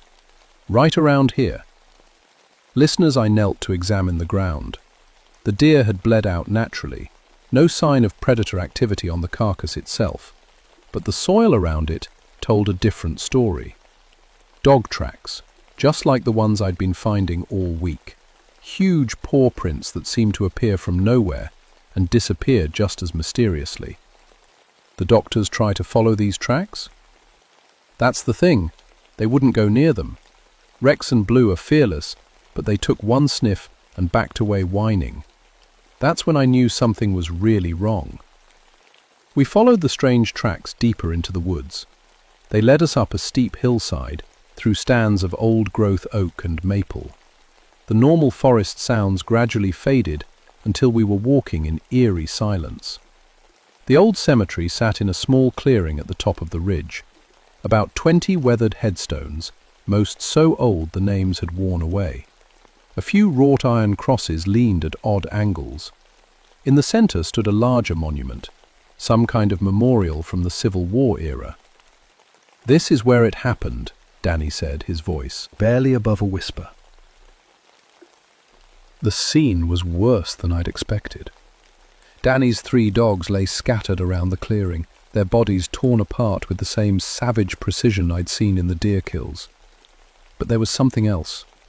Something that made my skin crawl. The remaining dogs' tracks showed they'd tried to run in 3 different directions, but the strange, oversized paw prints had somehow cut them off at every escape route, like the attackers had known exactly where each dog would go. "Danny, how many dogs did you say attacked yours?" "Hard to say. They moved so fast and it was getting dark. Maybe 6 or 7. I counted the tracks carefully. There were at least a dozen different sets of prints, maybe more. And they all seemed to converge on the cemetery from different directions, like the pack had surrounded the entire area before attacking. "We need to get out of here," I said, standing up. Something about this place felt wrong in a way I couldn't explain. That's when we heard it. A low howl echoed through the trees, coming from somewhere deeper in the forest. It was answered by another, then another, until the whole mountainside seemed to vibrate with the sound. Just like Sarah had described, musical, almost like singing. Danny grabbed my arm. "That's them. That's the same sound from yesterday." The howling was getting closer, and there was something about it that made every instinct I had scream danger. These weren't the normal calls of coyotes or feral dogs. This sounded organized, purposeful.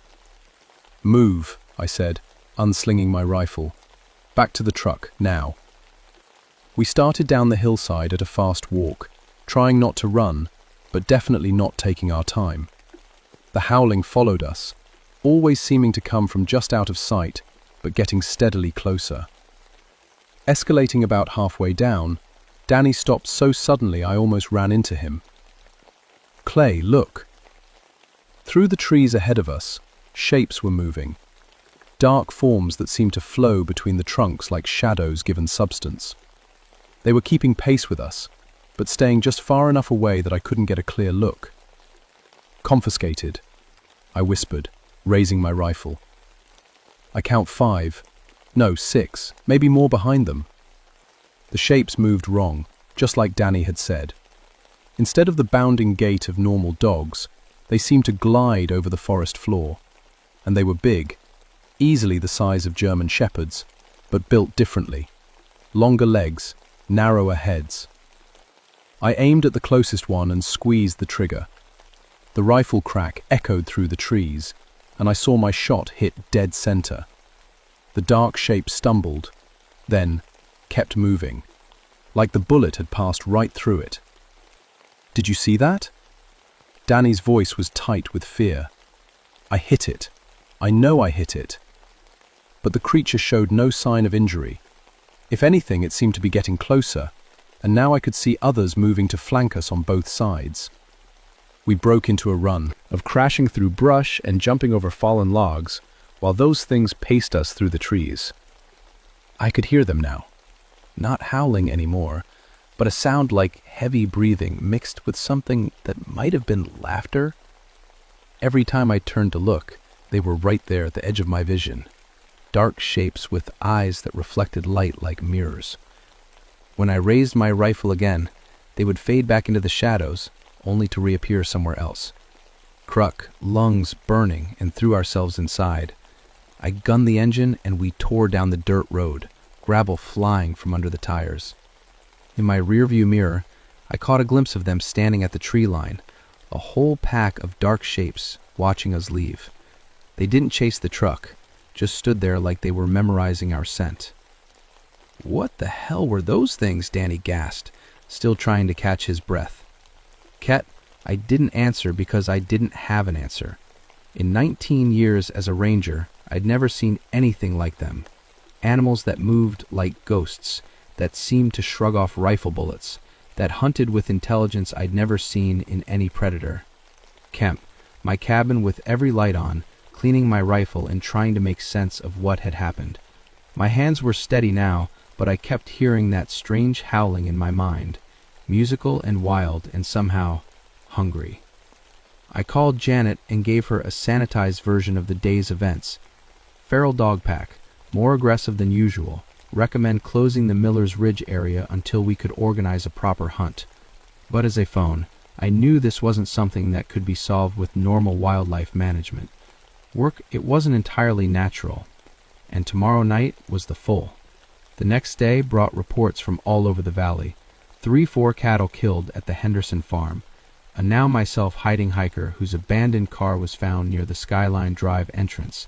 And something that made my blood run cold. This France-off morning, behind Did cabin as fast as my trike would take me. Cyril old head Rex, in a small 6's, the book's back or broad the closing the sock by disconsolate face, watching black eyes, Rex, her bone eye across, rapey ready, ABC whose Texas, 6 coaching with his porch, Bach, dog was golf, all with Christmas drawing, Trone.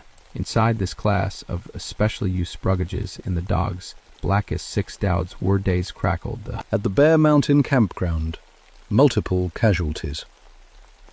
My heart sank. Bear Mountain was one of our most popular camping areas, especially during October when the leaves were changing. If those things had found a campground full of families, "On my way," I radioed back, but I knew I'd be too late to help. The scene at Bear Mountain was chaos. Ambulances, police cars, and Forest Service vehicles filled the parking area. Paramedics were loading someone into an ambulance, while others tended to injuries on the spot. Janet met me at the command post they'd set up near the ranger station. Her face was pale and tight with stress. "What happened?" I asked. "Pack of wild dogs hit the campground just before dawn. Family of 4 in Site 12. Parents are in the hospital. Kids." She shook her head. "The kids didn't make it." I felt sick. "Any witnesses?" "Tom Bradley was fishing at the lake when it started. Says he saw at least 8 or 10 dogs moving through the campground like they were following a plan. They hit 3 different campsites almost simultaneously. Tom Bradley was a local man in his 60s, an experienced outdoorsman who'd been camping these mountains since he was a boy. I found him sitting on a picnic table, smoking a cigarette with hands that wouldn't stop shaking. "Tom, can you tell me what you saw?" He looked up at me with haunted eyes. "Clayton, I've lived here my whole life. I know every critter in these woods. What I saw this morning, that wasn't natural." "Tell me." "I was down at the water's edge, maybe 100 yards from the campground. Sun was just starting to come up, mist still on the lake. Then I heard this howling, like music, almost beautiful if you didn't know what was coming. The same musical howling Danny and I had heard at Miller's Ridge. They came out of the trees like smoke," Tom continued, "moving fast but silent, spreading out to surround the whole campground. I counted 10, maybe 12. Big as wolves but shaped wrong. Too long in the legs, heads too narrow." "What did you do?" "Grabbed my rifle and tried to get a shot, but they moved too fast. And when I did hit one..." He paused, taking a long drag from his cigarette. "Bullet went right through, like shooting at fog. The same thing I'd experienced at Miller's Ridge. My rational mind kept trying to find explanations. Bad angle, missed shot, adrenaline affecting my aim. But deep down, I was starting to accept a more disturbing possibility. The screaming started about then, Tom went on. People waking up to find those things tearing into their tents. I tried to help, but by the time I got there, it was over. Whole attack didn't last more than 5 minutes. Where did they go? Back into the woods. But here's the thing, Clayton. Just before they disappeared, I saw something else.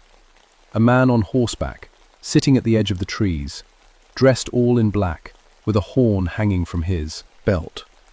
I stared at him. A man? Wasn't really a man, I don't think. Sat too still, too straight.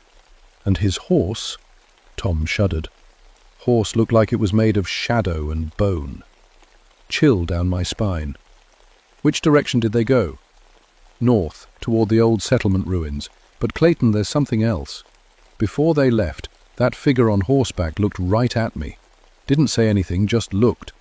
And I got the feeling this was just the beginning. Swallowed.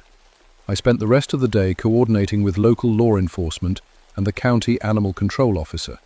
We organized hunting parties, set up roadblocks, and advised all residents to stay indoors after dark. But I knew none of it would help. These weren't normal predators that could be tracked and killed with conventional methods. They were something else entirely, something that followed rules I didn't understand. As evening approached, I found myself back at my cabin, studying every book I had on local wildlife and folklore. My grandfather's old journals were in a box in my closet, stories he'd collected from the old-timers back when he was guiding hunters in these mountains. Most of it was typical mountain lore, ghost stories and tall tales designed to entertain city folks around a campfire. But one entry made me stop cold. Old Man Cassidy told me about the Harvest Moon Pack today. Says they come every October when the moon is full, hunting souls for their master. Black dogs the size of wolves, led by a rider in black. Can't be killed by normal means because they ain't fully alive. Only way to stop them is to face the huntsman himself. But most who try don't come back. I read the entry 3 times, my hands trembling slightly. My grandfather had been a practical man, not given to superstition. If he'd written this down, he'd believed it was important. The rest of the entry was even more disturbing. Cassidy says the pack grows stronger each time they feed, and the huntsman can call living dogs to join his pack. Once they have enough souls, they'll ride permanent-like, instead of just during the full moon. Been building towards something for decades, waiting for the right time. Escalating. Active, the sun was setting, and the full harvest moon was rising over the mountains. Somewhere in those dark woods, things that shouldn't exist were preparing to hunt again. My phone rang. It was Danny. Clay, they took my remaining dogs. What? Found their collars in my yard, all torn up. But here's the weird part. They came willingly.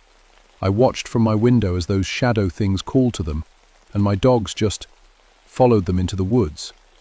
I thought about Tom's story of the huntsman, my grandfather's notes about the pack growing stronger. Danny, get out of there. Pack a bag and go stay with relatives in town until this is over. What about you? My cabin window at the moonlit forest. Whatever this thing was, it had been building to something for years, maybe decades. Taking souls, growing stronger, waiting for the right moment. And had a full harvest moon rising over the valley and a pack of supernatural hounds at its command. That moment had arrived. I'm going to end this, I said. I spent the next hour preparing like it was my last night on Earth. Maybe it was. I loaded my truck with everything I could think of, extra ammunition, flares, gasoline, even a few items from my grandfather's old hunting kit that I'd never understood before. Among his things was a small pouch of what looked like regular salt, but with a handwritten label, "Blessed by Father McKenna for the unnatural hunt." There was also an old hunting knife with strange symbols carved into the handle, and a silver whistle that was tarnished black with age. Any of it would help, but conventional weapons hadn't worked. It was time to try something else. My plan was simple. Get to the old settlement ruins where Tom had seen them disappear. If my grandfather's journal was right, that's where the huntsman would make his stand. Face him directly. End this before more people died. The drive through the forest was like traveling through a nightmare. My headlights cut through absolute darkness, broken only by the silver glow of the full moon. Twice I had to stop as dark shapes crossed the road ahead of me. Too quick to be sure, but definitely the size and build of the creatures we'd been tracking. I parked at the end of the old mining road and continued on foot. The settlement ruins were about a mile through dense woods, following a trail that hadn't been maintained in decades. The air was crisp and still, carrying the scent of dying leaves and something else, something that smelled like old graves and wet earth. My flashlight beam seemed smaller than usual, swallowed up by the darkness that pressed in from all sides. I was halfway to the ruins when I heard them, howling, but closer than before, much closer. The musical sound seemed to come from every direction at once, echoing off the trees until I couldn't tell where it was originating. I clicked off my flashlight and let my eyes adjust to the moonlight. That's when I saw them. They were all around me, dark shapes moving between the trees with that same impossible, flowing gait. But now I could see them more clearly in the silver light. They were definitely dogs, but wrong in every way that mattered. Too tall, too thin, with eyes that glowed like hot coals. And some of them I recognized. Danny's tracking dogs. Rex, Sarah's old hound. Even what looked like pets from around the valley, their familiar shapes twisted into something predatory and alien.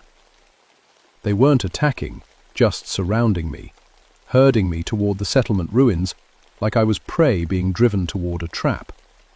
But I kept walking anyway, because I understood now that this had been inevitable from the first moment I'd found those tracks. The huntsman was calling me. The ruins appeared ahead through the trees, stone foundations and crumbling chimneys that marked where families had tried to build lives in these mountains more than a century ago. In the center of the old settlement stood a single structure that was somehow still intact, a small stone building that might have been a church. And in front of it, mounted on a horse that seemed to be made of shadow and starlight, sat the huntsman. He was tall and thin, dressed in black that absorbed the moonlight. His face was hidden beneath a wide-brimmed hat, but I could feel his attention on me like a physical weight. The horse beneath him pawed the ground restlessly, and I could see its breath steaming in the cold air, despite the fact that I was pretty sure it wasn't actually alive. The pack of hounds arranged themselves in a semicircle around us, their glowing eyes fixed on me with predatory hunger. I counted at least 20 now, maybe more. All the dogs that had disappeared over the past weeks, transformed into something that belonged more to nightmare than nature. Clayton Fairfax. The huntsman's voice carried clearly across the clearing, though I couldn't see his mouth move. I have been expecting you. Let them go, I said, gesturing toward the hounds. Whatever you want, it's with me. What I want? He seemed amused. I want what I have always wanted. The hunt. The chase. The moment when prey realizes it cannot escape. These aren't your hunting grounds. All grounds are mine, Ranger. I have hunted these mountains since before your grandfather's grandfather was born. Every October moon, I gather souls for my pack. And every year, it grows stronger. Firefight. I thought of the families at Bear Mountain, of Sarah Martinez and the missing hiker. Why? Because the hunt is eternal, and the pack must grow. Soon there will be enough of us to ride permanently, not just during the full moon. And then, his horse reared slightly, and for a moment I glimpsed the huntsman's face beneath the hat brim. It was human once, but so old and cold that humanity had burned away, leaving only hunger. Then we will hunt, not just in these mountains, but everywhere. I understood now. This wasn't just about a supernatural predator terrorizing one valley. This was something that had been building for generations, using our remote mountains as a breeding ground for an army of the damned. The people you've taken, I said. Where are they? Safe, waiting. When the pack is complete, they will join us willingly. Sarah Martinez already understands. She has seen what we offer, the eternal hunt, where you are always the hunter and never the prey. From somewhere in the ruins behind him, I heard a familiar voice calling my name. Sarah, but changed somehow, hollow and hungry. "Clayton, join us," she called. "It's beautiful here. No more fear, no more weakness. Just the hunt." Incarcerated's old restrictions, old whistle, and blew it as hard as I could. The sound that came out was nothing like I expected. Not the sharp blast of a normal whistle, but something deeper and more resonant. It echoed through the clearing like a bell, and for the first time since I'd seen him, the huntsman reacted. His horse shied backward, and several of the hounds whined and backed away. The sound seemed to physically hurt them. "Clever," the huntsman said, but there was less confidence in his voice now. "Your grandfather's tools, but do you know how to use them?" I pulled out the old hunting knife, its strange symbols catching the moonlight. The blade felt warm in my hand, almost alive. One way to find out. The huntsman raised his own weapon, a long spear that seemed to be made of the same shadow stuff as his horse. "You can try to fight, Ranger, but you are only one man, and we are legion." "Maybe," I said, opening my grandfather's pouch of blessed salt and pouring it in a circle around my feet. "But I know these mountains better than you do." I raised the knife and pressed its blade to my palm, letting my blood drop onto the salt circle. The moment the blood hit, the salt began to glow with a soft white light. The effect on the hounds was immediate. They backed away with yelps of pain, their eyes losing some of their hellish glow. Even the huntsman's horse reared and wheeled, forcing its rider to fight for control. "Impossible," the huntsman snarled. "You are not trained in the old ways." "No," I admitted, "but my grandfather was, and he left me everything I need." I stepped out of the salt circle and advanced on the huntsman, the glowing knife held ready. The hounds tried to intercept me, but every time they got close to the blessed blade, they yelped and backed away. The huntsman spurred his horse forward, leveling his shadow spear at my chest. But as he charged, I whistled again on my grandfather's instrument, and the sound seemed to tear through him like a physical blow. He staggered in his saddle, and I saw my chance. I lunged forward and drove the knife deep into his horse's flank. Creature screamed, a sound like breaking glass mixed with winter wind. Both horse and rider began to dissolve, becoming transparent as moonlight. "This is not over," the huntsman gasped as he faded. "The pack will endure. The hunt will continue." "Not here," I said. "Not in my mountains." The last thing I saw of him was his eyes, ancient and hungry, and filled with a rage that had been building for centuries. Then he was gone, leaving only the echo of hoofbeats fading into the distance. The hounds looking around as if waking from a dream. Then, one by one, they began to change back. Rex became just an old hound again, whimpering and confused.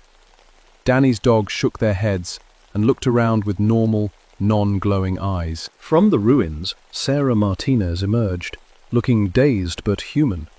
Behind her came 3 other people, the missing hiker and 2 others I didn't recognize, probably taken during previous hunts. "Clayton?" Sarah's voice was weak, but her own again. "What happened? I remember following something into the woods and then... It's all confused after that." "It's over," I told her, though I wasn't entirely sure that was true. "Come on, let's get everyone home."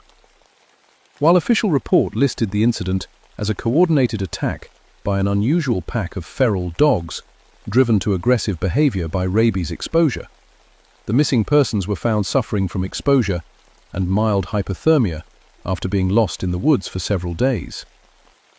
Janet didn't question my story too closely.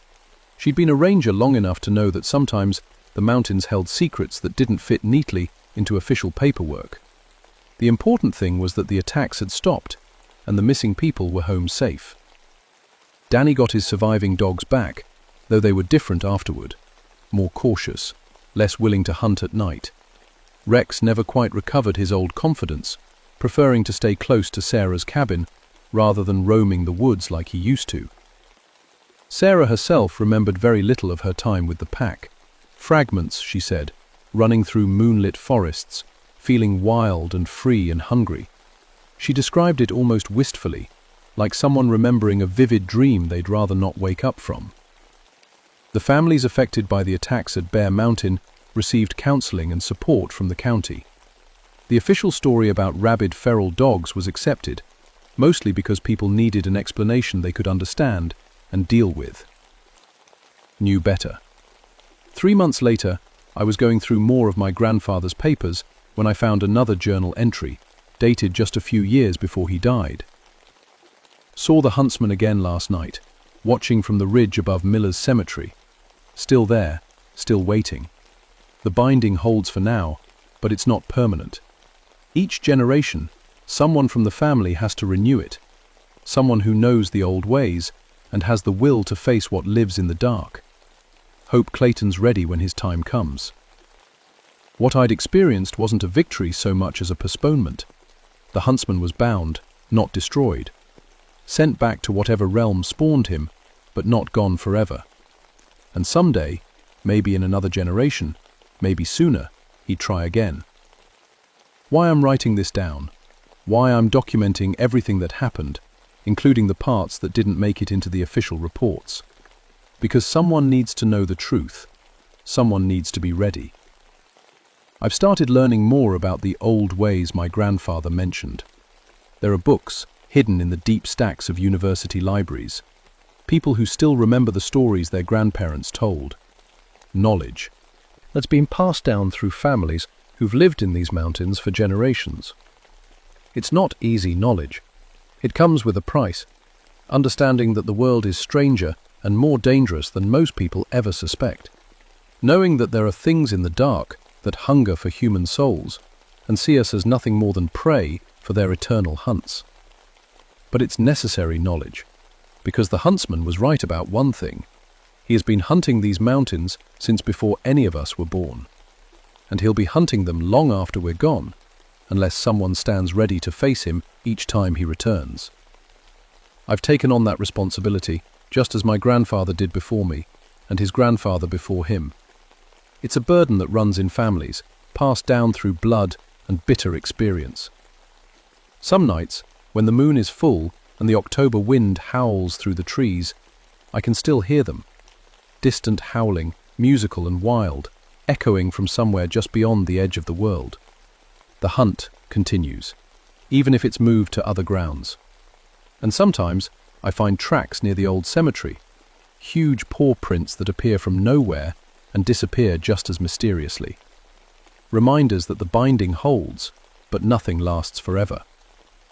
Retire, I'll pass these stories and tools on to whoever takes my place.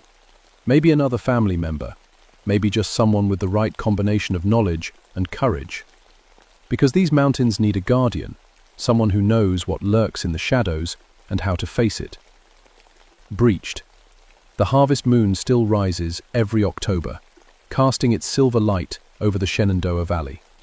Families still camp at Bear Mountain, hikers still walk the trails, and local dogs still chase rabbits through the underbrush. They can do all these things safely because they don't know what I know. They don't have to look over their shoulders or listen for musical howling in the distance. That's my job now.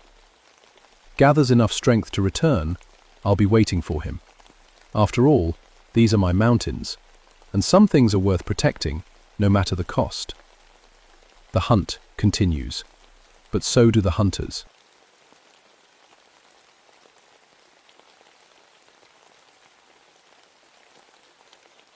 My name is Marcus Cumberland, and I've been a park ranger on the Blue Ridge Parkway for 17 years. That's long enough to see just about everything these mountains can throw at you. Lost hikers, bear encounters, storm damage, and the occasional tourist who thinks flip-flops are appropriate hiking gear. What I hadn't seen, until 3 weeks ago, was something that made me question everything I thought I knew about these hills. Widow's Peak, it's called that because of the overlook, a rocky outcrop that juts out from the mountainside like the prow of a ship. From up there, you can see for miles across the valley, all the way to the distant peaks that fade into blue-grey shadows. It's beautiful, but it's also dangerous. The cliff drops straight down for about 200 feet, and we lose someone there every couple of years. Usually tourists who get too close to the edge, trying to get the perfect selfie. I know these trails better than my own backyard. Every switchback, every loose rock, every tree that might fall in a storm. After my wife Sarah died in that car accident 5 years ago, this job became everything to me. The mountains don't lie to you or leave you. They just are what they are, honest and unchanging. At least, that's what I used to think. The first sign something was wrong came the kigs of what everyone. The number the charts that working down with paintingful for my health, a Tuesday morning in late October. I was doing my usual rounds, checking the trail markers and picking up litter, when I noticed how quiet everything had gotten. No birds singing, no squirrels chattering, not even the buzz of insects. Just silence, thick and heavy like a blanket. That's when I heard it. A sound like a different ship, not of many. A lair time like a work. The temperature of the grow was difficult to completely minder. That's when I heard it. Allow-just to the chails for both people build it not be platigit. The sounds without to the chails is pixin the trails with a night. The sound was made a little place, but then without them adjustedly. That was one of the world close the job. The person of the chails was be just always around. The first sign something was wrong came on a Tuesday morning in late October. I was doing my work, the sound like a no ward and more before, at silent stop of the ground caps of the beginning job. That's when I heard it. The sound like a very insect is raiding the trails a help many take along. That's when I heard it. The sound like a no ward, but then without them adjustedly. The sound like a roten the trails was following completely minder. That was when I heard it. A lured time sound that the foction. The trails were grouped to work as the truth of the word. Pulling of litter, no squirrels chattering, a sound like someone crying, distant and mournful. It seemed to come from everywhere and nowhere at once, echoing off the rocks and trees. I stopped walking and listened hard, trying to figure out where it was coming from. In 17 years, I'd heard plenty of sounds in these woods. Coyotes, owls, even the occasional black bear. But this was different. This sounded human. "Hello," I called out. "Anyone out there need help?" The crying stopped immediately, like someone had flipped a switch. The normal forest sounds came rushing back. Birds started singing again. Leaves rustled in the breeze. It was like the mountains had been holding their breath and finally let it out. I spent the next hour searching the day text. The Chitas had a work from the crowd. I found a state from the rest that was similar they noted in life. It was future day, which is way to the part of reflected. I spent the following how many more, the crying search that was going to way he moved. It was the better form and to the obrity moment. I started trust the ground and weather supporter, but it was no long work. I spent the free moved and cheered in the grobe. I said the work form, but I didn't think that in the world, that was also be well now. It was fart, blocking again spent the next hour searching the area around the overlook, looking for any sign of someone in distress. I checked all the usual spots where people sometimes get stuck or hurt. Nothing. No footprints, no disturbed vegetation, no dropped items. Just the normal wear patterns you'd expect on a popular hiking trail. I radioed back to the station and told them about it. My supervisor, Janet, just laughed. "Probably someone's dog got loose and was howling," she said. "You know how sounds carry up there?" Maybe she was right. But dogs don't sound like that. This was grief, pure and simple. The kind of crying you do when you've lost everything that matters. I should have trusted my instincts that day. Should have paid attention to how the animals had gone quiet, how the air itself felt different. But I've always been practical, logical, I believe in what I can see and touch and prove. Banshees were Irish folklore, not Appalachian reality. That was my first mistake. The second incident happened 3 days later. I was leading a small group of hikers up to the overlook, a family from Florida with 2 teenage kids. The father kept making jokes about mountain people and deliverance country, which got under my skin, but I stayed professional, part of the job. We'd just reached the viewing area when the mother, Linda, suddenly grabbed my arm. "Do you hear that?" she whispered. I listened. At first, just the usual sounds. Wind through the trees, a hawk circling somewhere overhead. Then I heard it again. That same mournful crying, but closer this time, much closer. "It sounds like someone's hurt," Linda said, looking around frantically. "Shouldn't we help them?" The teenage daughter, maybe 16 years old, was walking toward the edge of the cliff. Not the safe viewing area with the rail, but the actual edge where the rock drops away into nothing. "Emma, stop!" I called out, but she didn't seem to hear me. She kept walking, slowly, like she was sleepwalking. Her eyes were wide and unfocused, staring out at something in the valley below. I moved fast, grabbing her arm just as her foot reached the crumbling edge. A few loose rocks tumbled down into the abyss. "What?" Emma blinked, suddenly alert again. "What happened? Why are we so close to the edge?" "You were walking toward it," I said, pulling her back to safety. "Didn't you hear me calling?" She shook her head, confused. "I thought I heard someone calling my name. A woman's voice. She sounded so sad." The crying had stopped again. The family finished their visit quickly after that, the parents clearly shaken. As they headed back down the trail, I heard the father mutter something about weird mountain acoustics. But I knew it wasn't acoustics. Something was happening up here, something that defied logical explanation, and it was getting stronger. That night, I did something I hadn't done in years. I went to the local library and started researching the history of Widow's Peak. What I found made my blood run cold.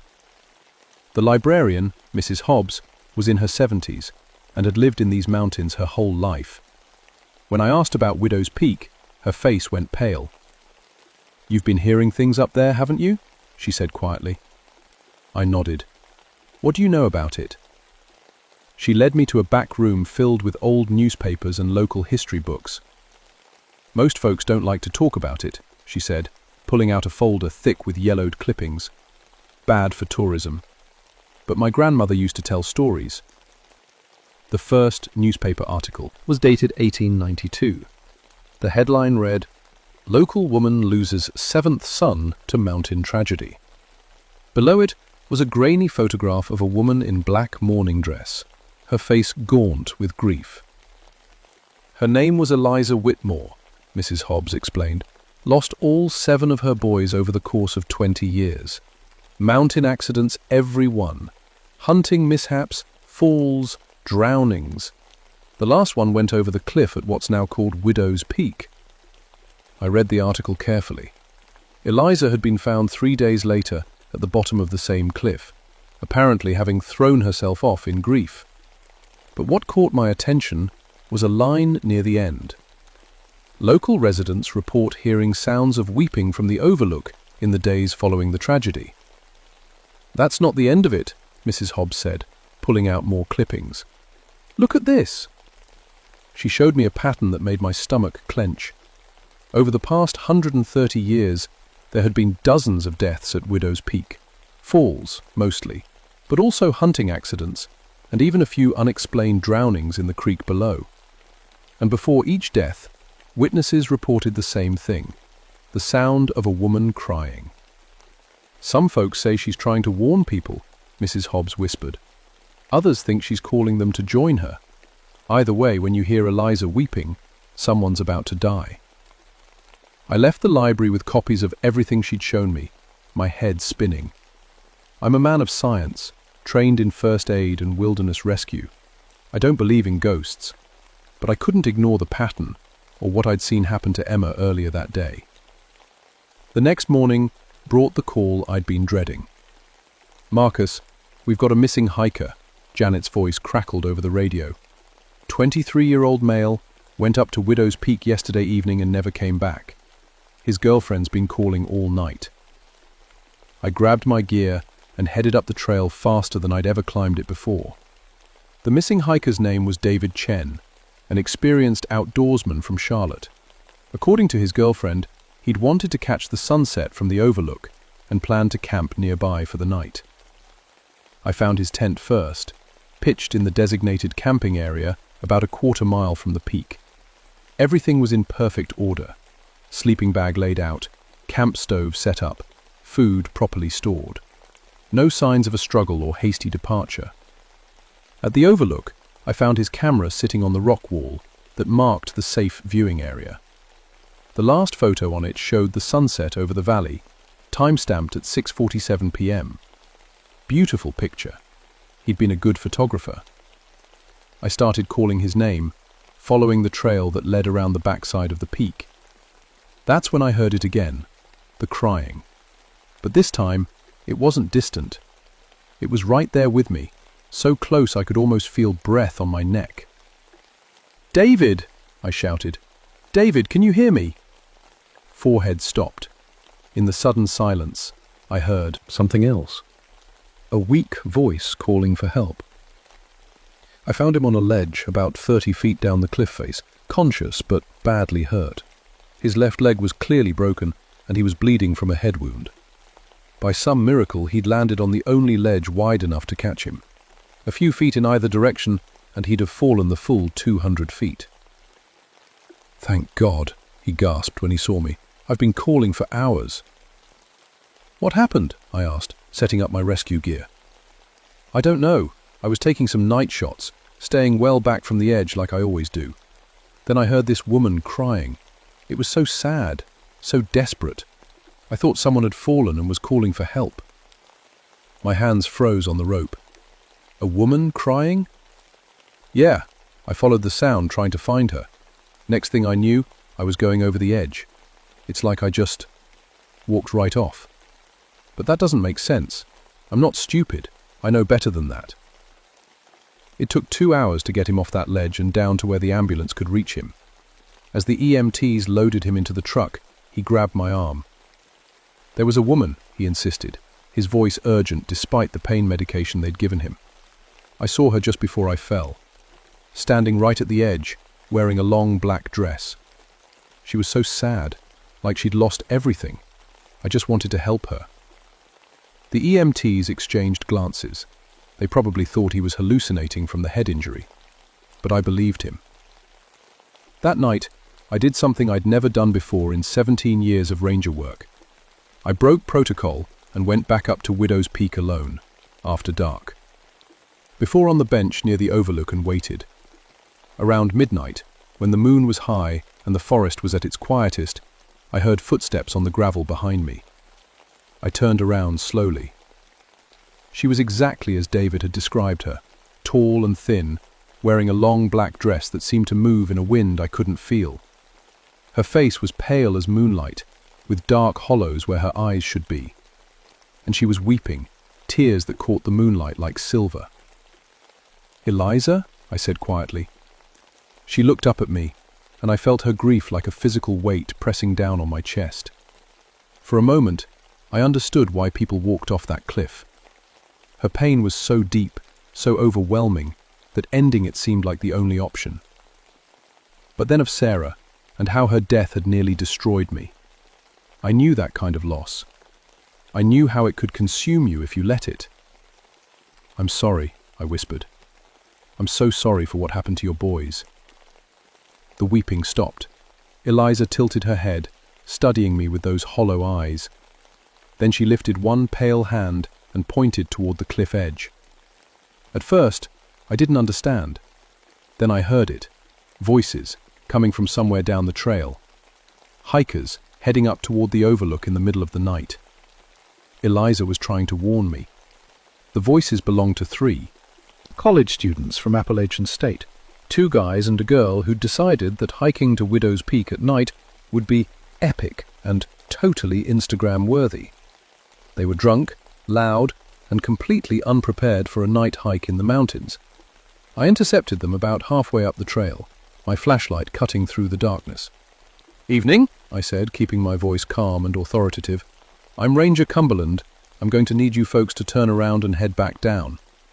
The girl, who couldn't have been more than 20, laughed. "We're not doing anything wrong.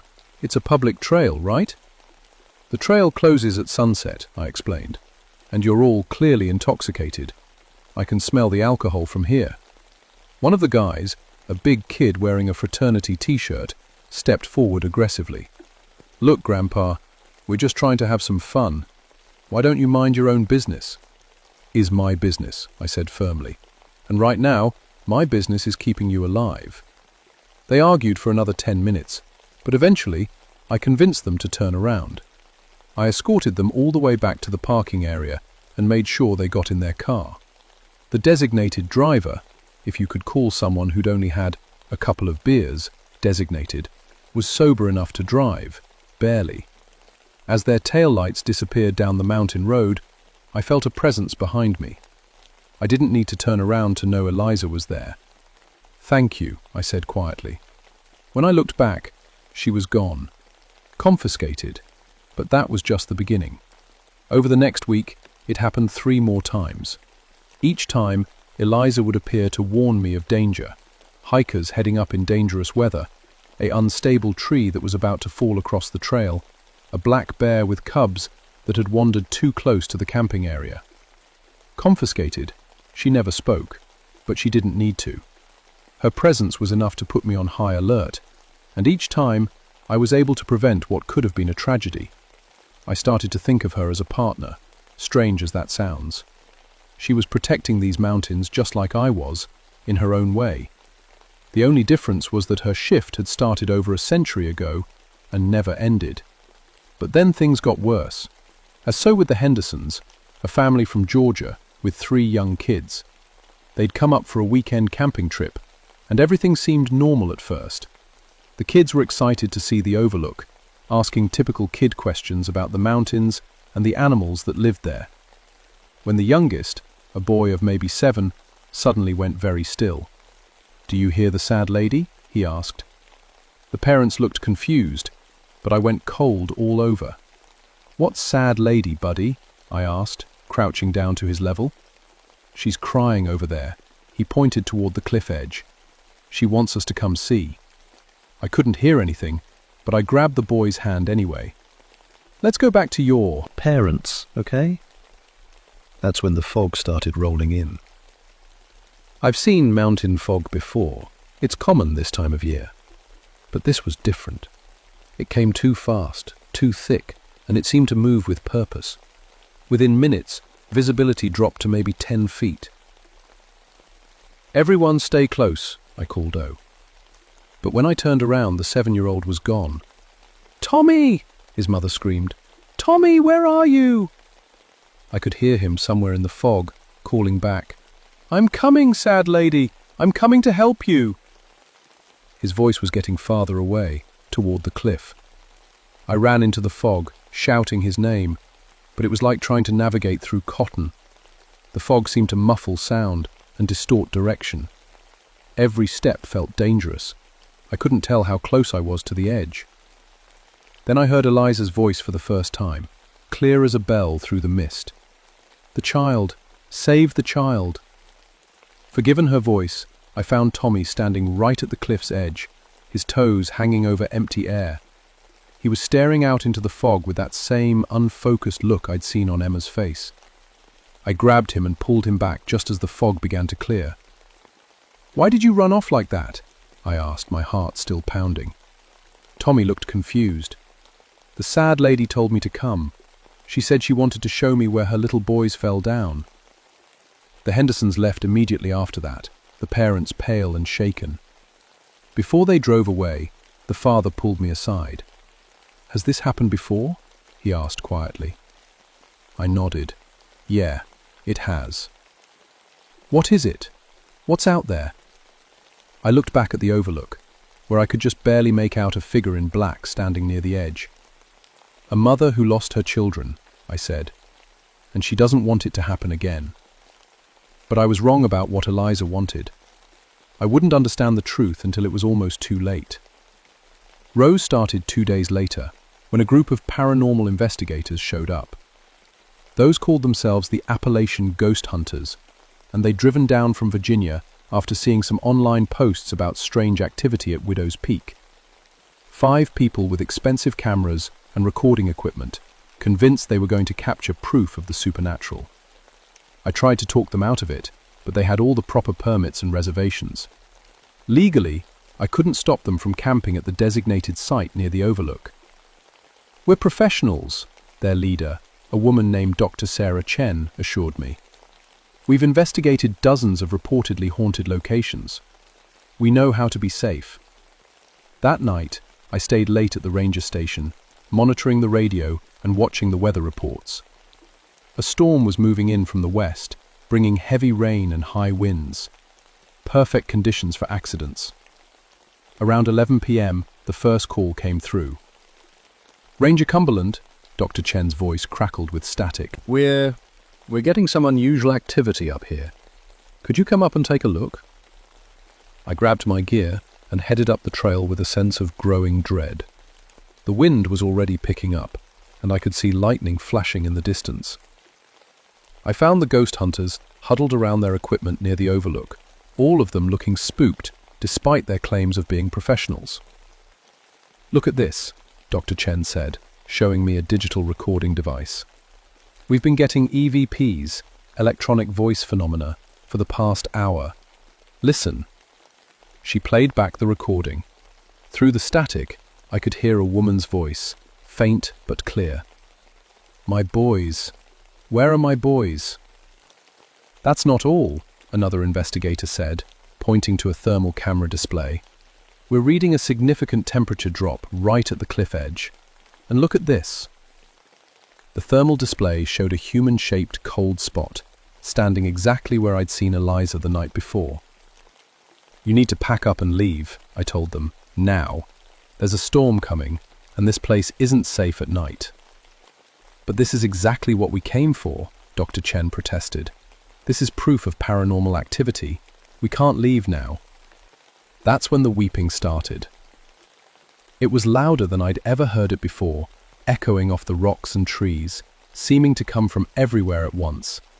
The investigators fumbled with their equipment, trying to record everything, but their machines started malfunctioning. Cameras shut off, recording devices emitted high-pitched squeals, and their thermal camera went completely white. The fog rolled in again, thick and unnatural, and I knew we were in serious trouble. "Everyone link arms," I shouted over the wind. "We're going down the trail together, right now." But when I looked around, one of the investigators was missing. A young man named Kevin, who'd been operating the audio equipment. Through the fog and wind, I could hear him calling out, "Hello? Ma'am? Are you all right? Do you need help?" He was walking toward the cliff, just like all the others. Leggings, I ran after him, but the fog was so thick I could barely see my own hands. I could hear Kevin's voice getting closer to the edge, and another voice answering him, a woman's voice, speaking words that chilled me to the bone. "Come to me, child. Come see where they fell. Come join my boys in the darkness." This wasn't Eliza trying to warn people away from danger. This was Eliza calling them home. I found Kevin standing at the very edge of the cliff, his feet planted on loose rocks that could give way at any moment. The fog swirled around him like a living thing, and in that fog, I could see her clearly for the first time. Eliza Whitmore wasn't just mourning her lost children, she was collecting new ones. Her face was no longer simply sad, it was hungry, desperate, twisted with a century of grief that had curdled into something dark and possessive. She stood behind Kevin, with her pale hands reaching toward him, whispering words that made him lean forward, closer to the drop. "Kevin, stop!" I shouted, but he couldn't hear me over her voice. I lunged forward and tackled him, pulling us both away from the edge, just as the rocks he'd been standing on crumbled and fell into the abyss below. Kevin blinked and looked around in confusion. What happened? Where am I? Fog cleared suddenly, and Eliza was gone, but I could feel her anger like ice in my veins. She'd been so close to claiming another victim. I got the ghost hunters off the mountain that night, all of them shaken, and their equipment mysteriously malfunctioned. Dr. Chen tried to ask me questions about what I'd seen, but I just told them to drive carefully and never come back. Knew Eliza wouldn't give up. She'd been feeding on grief for over a century, adding to her collection of lost souls. Every person who'd fallen from Widow's Peak hadn't been an accident, they'd been adoptions. The next morning, I drove back to the library and found Mrs. Hobbs waiting for me with a grim expression. "You've seen her, haven't you?" she said. "Really seen her. She's not trying to warn people, she's hunting them." Mrs. Hobbs pulled out a box I hadn't seen before, filled with even older documents and photographs. "My grandmother knew the truth," she said quietly. "She was friends with Eliza Whitmore before the tragedy started." She showed me a photograph that made my stomach turn. It was Eliza with all 7 of her sons, taken sometime in the 1880s. But it wasn't the family portrait that disturbed me. It was what I could see in Eliza's eyes even then. A possessiveness, a desperate love that seemed almost hungry. "The boys didn't die in accidents," Mrs. Hobbs whispered. "Eliza killed them." The truth hit me like a physical blow. What? She couldn't bear the thought of them growing up, leaving her, starting families of their own. So she arranged accidents, made sure they'd be hers forever. When the last boy died, people started asking questions. That's when she threw herself off the cliff. Mrs. Hobbs showed me newspaper clippings that told a different story than the one I'd read before. Reports of strange behavior, of Eliza becoming increasingly protective and paranoid about her children. Neighbors who'd grown suspicious about the pattern of deaths. "But she didn't die," I said, understanding flooding through me. "Not really. She's been up there ever since, collecting new children to replace the ones she lost. People think she's warning them, but she's calling them, making them feel her grief so strongly that joining her seems like the only way to end the pain." I thought about all the times I'd seen her, all the people she'd tried to lure to their deaths. And I thought about something else, how I'd felt standing near her. That overwhelming sadness, that desire to just let go. "Why hasn't someone stopped her before now?" I asked. Mrs. Hobbs looked at me sadly. "Who's going to believe a story like this? And she's careful. Takes one person every year or two, makes it look like accidents. Just enough to feed on their grief without drawing too much attention." But something had changed. Eliza was getting bolder, hungrier. The fog incidents, the multiple attempts in a single week. She was escalating. "She's getting stronger," I realized, "more desperate. Or maybe," Mrs. Hobbs said quietly, "she's found someone she wants more than the others." The implication hit me like ice water. I thought about how Eliza had first appeared to me, how she'd seemed to be helping, warning me of danger. She hadn't been protecting the mountain from visitors.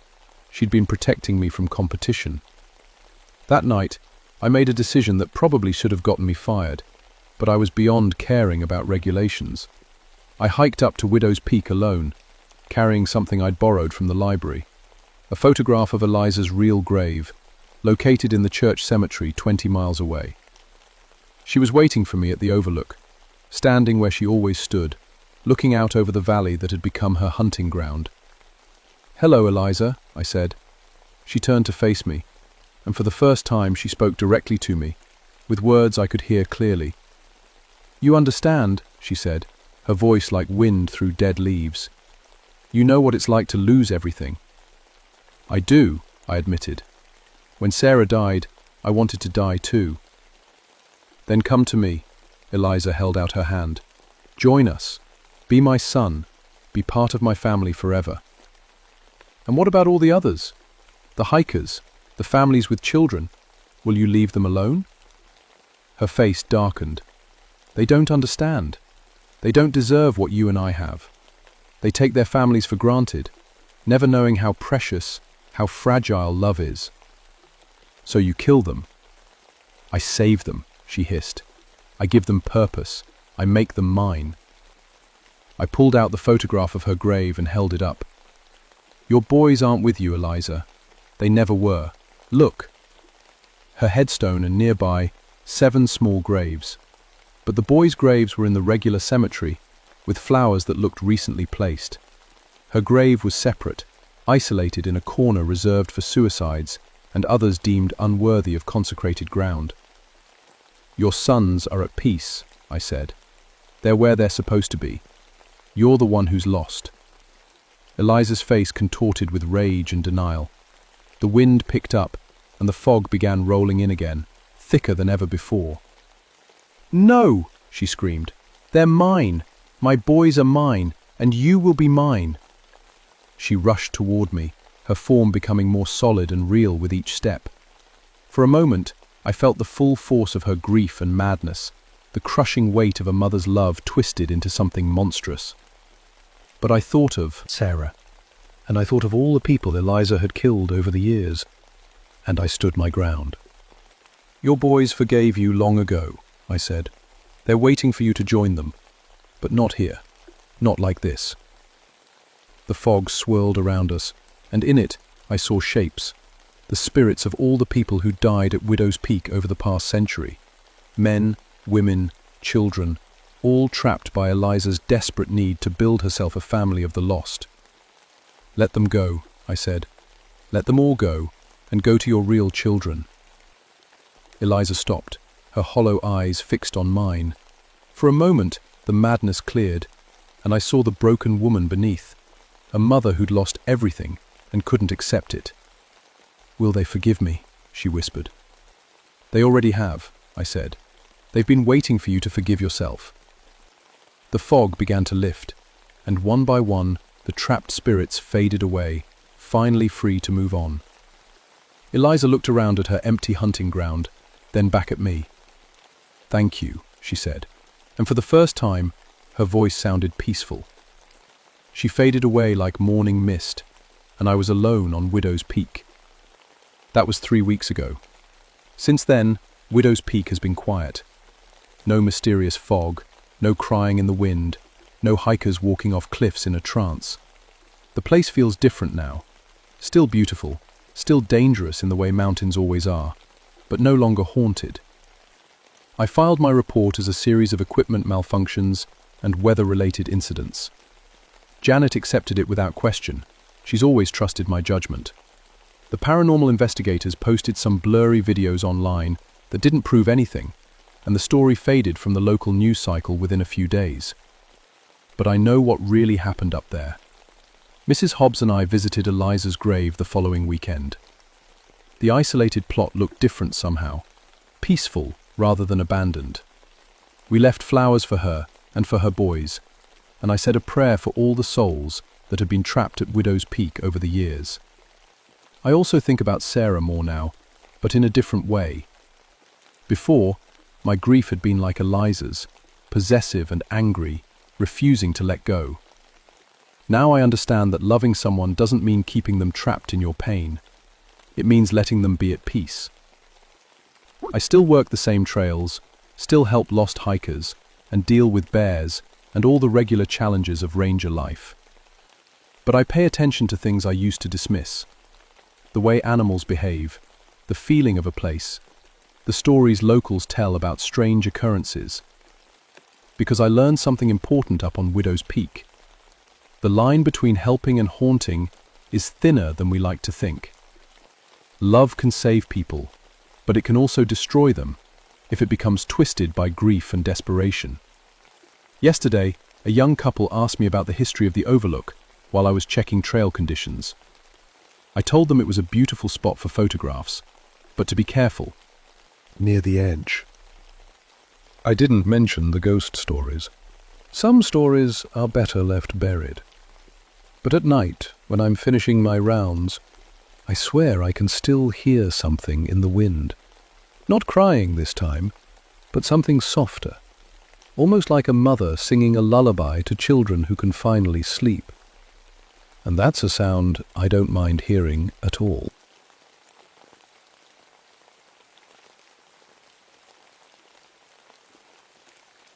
My name is Silas Grayson, and I've been a park ranger for 14 years. I know these caves better than most people know their own backyards. The Daniel Boone National Forest in Kentucky has been my home since I was 24, fresh out of college with a geology degree and big dreams about discovering new species in the deep places under the earth. I should have been what I wished for. People always asked me why I chose caves over mountains or lakes. The truth is, caves chose me. There's something about the quiet down there, the way sound travels and echoes, the cool air that never changes temperature. It's like stepping into another world, one that's been waiting millions of years for you to find it.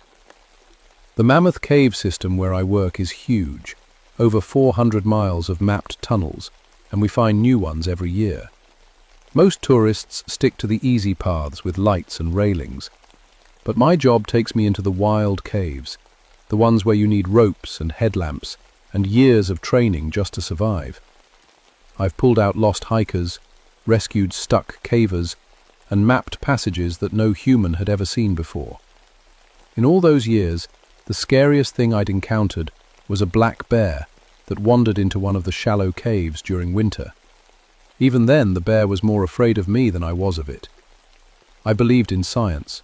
Cave creatures were just animals that had adapted to life underground. Blind fish, colorless salamanders, bats. Evolution, not monsters. The old stories that local families told around campfires were just that, stories. Ways to keep kids from wandering into dangerous places. It was before the morning Deputy Sarah Chen called me about the missing college students. 3 kids from Eastern Kentucky University, she said over my radio, went into the cave system 2 days ago.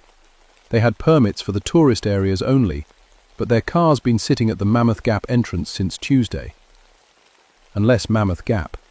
It was one of the deeper sections, not exactly dangerous for experienced cavers, but definitely not somewhere college kids should go without a guide. The entrance was a narrow crack between 2 limestone walls, easy to miss if you weren't looking for it. Any sign of them in the main chambers? I asked, already loading my gear into the truck. We've been calling down the main passages for hours. No response. That worried me. Sound carries well in caves. If they were hurt but conscious, they should have heard the search calls. If they couldn't respond, that meant they were either too far down to hear us, or something bad had happened. I met Deputy Chen at the Gap entrance an hour later. She was young, maybe 30, with the kind of nervous energy that comes from dealing with something outside your normal experience. 2 other rangers were already there, Marcus Webb and Jennifer Park, both good people I'd worked with many times. What do we know about the kids? I asked. Calcium geology students, Chen said, checking her notepad. Emily Rodriguez, age 20, David Kim, age 19, and Tyler Manning, age 21.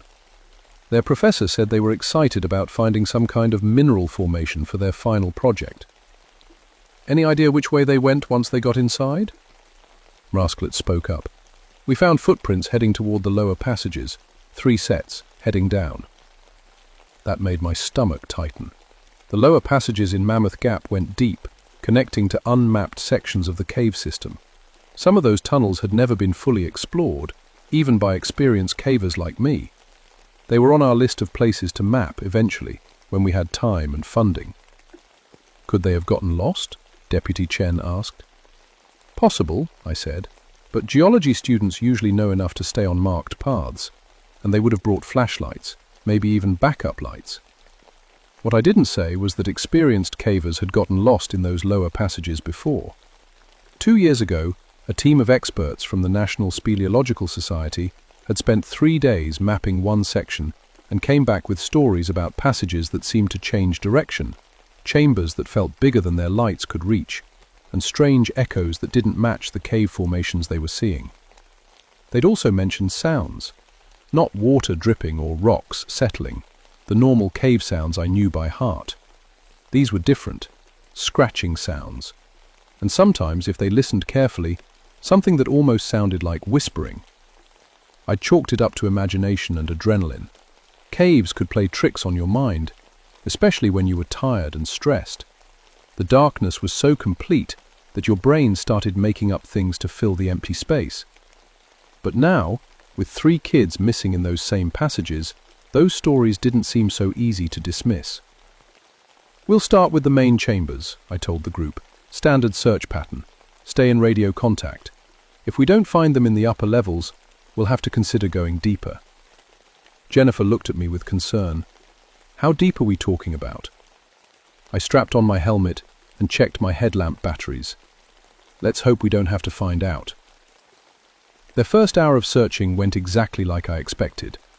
We swept through the main tourist chambers, calling out the students' names, listening for responses. The echo of our voices bounced off limestone walls that had been forming for millions of years, but no human voices echoed back. Fulton found something in the cathedral chamber, a granola bar wrapper and an empty water bottle, both recent. "They definitely came this way," he said, bagging the trash as evidence. "That's the path toward the lower passages," Jennifer noted, consulting her map. I studied the cave floor with my headlamp. The limestone was hard, not great for holding footprints, but I could see scuff, marks and disturbed sediment leading toward the tunnel that dropped down into the deeper system. "Radio check," I called. "Marcus, clear?" "Jennifer, clear." "Deputy Chen, clear." "We're going down to level 2. Everyone stays together. Watch your footing. Some of these passages get narrow." The descent into was entering a different world. The temperature dropped 10 degrees. The air got thinner, and the silence became so complete that you could hear your own heartbeat echoing off the walls. We'd gone maybe 200 yards when Marcus stopped suddenly. "Silas," he said quietly, "look at this." "He's something on the cave wall." At first, I thought it was just a natural formation. Limestone could create all kinds of weird shapes. But as I got closer, I realized what I was looking at. Scratches. Deep gouges in the rock, running vertically down the wall for about 4 feet. They were too regular to be natural, too deep to be made by normal cave animals. "What could do that?" Jennifer whispered. I ran my fingers over the marks. The stone was hard limestone. It would take serious force to carve grooves this deep. "Maybe mining equipment," I said, though I knew there had never been any mining operations in this part of the cave system. "Look here," Deputy Chen called from further down the passage. She was standing next to another set of scratches, these ones on both walls of a narrow section. Whatever had made them was big enough to reach both sides of the tunnel at the same time. We kept moving, but now everyone was more alert. Our headlamps swept back and forth, looking for more signs. We found them, more scratches, disturbed sediment on the cave floor, and in one chamber, something that made us all stop cold. It was a pile of bones. Old bones, bleached white by time and cave minerals. Most were from animals. I recognized deer, raccoon, maybe some smaller mammals. But mixed in with the animal bones were others. Longer ones, thicker ones. "Are those?" Jennifer started to ask. "Human," I confirmed, "but old, really old." Deputy Chen was already on her radio, calling for backup and a forensic team. But I was more concerned about the fresh tracks I'd noticed leading away from the bone pile. "Everyone stay calm," I said. "These bones are ancient. Whatever left them here has been gone for decades." That's when we heard the sound. It started as a whisper, so quiet I thought it might be air moving through the cave passages. But then it got louder, and I realized it wasn't air at all. It was voices, human voices, but wrong somehow.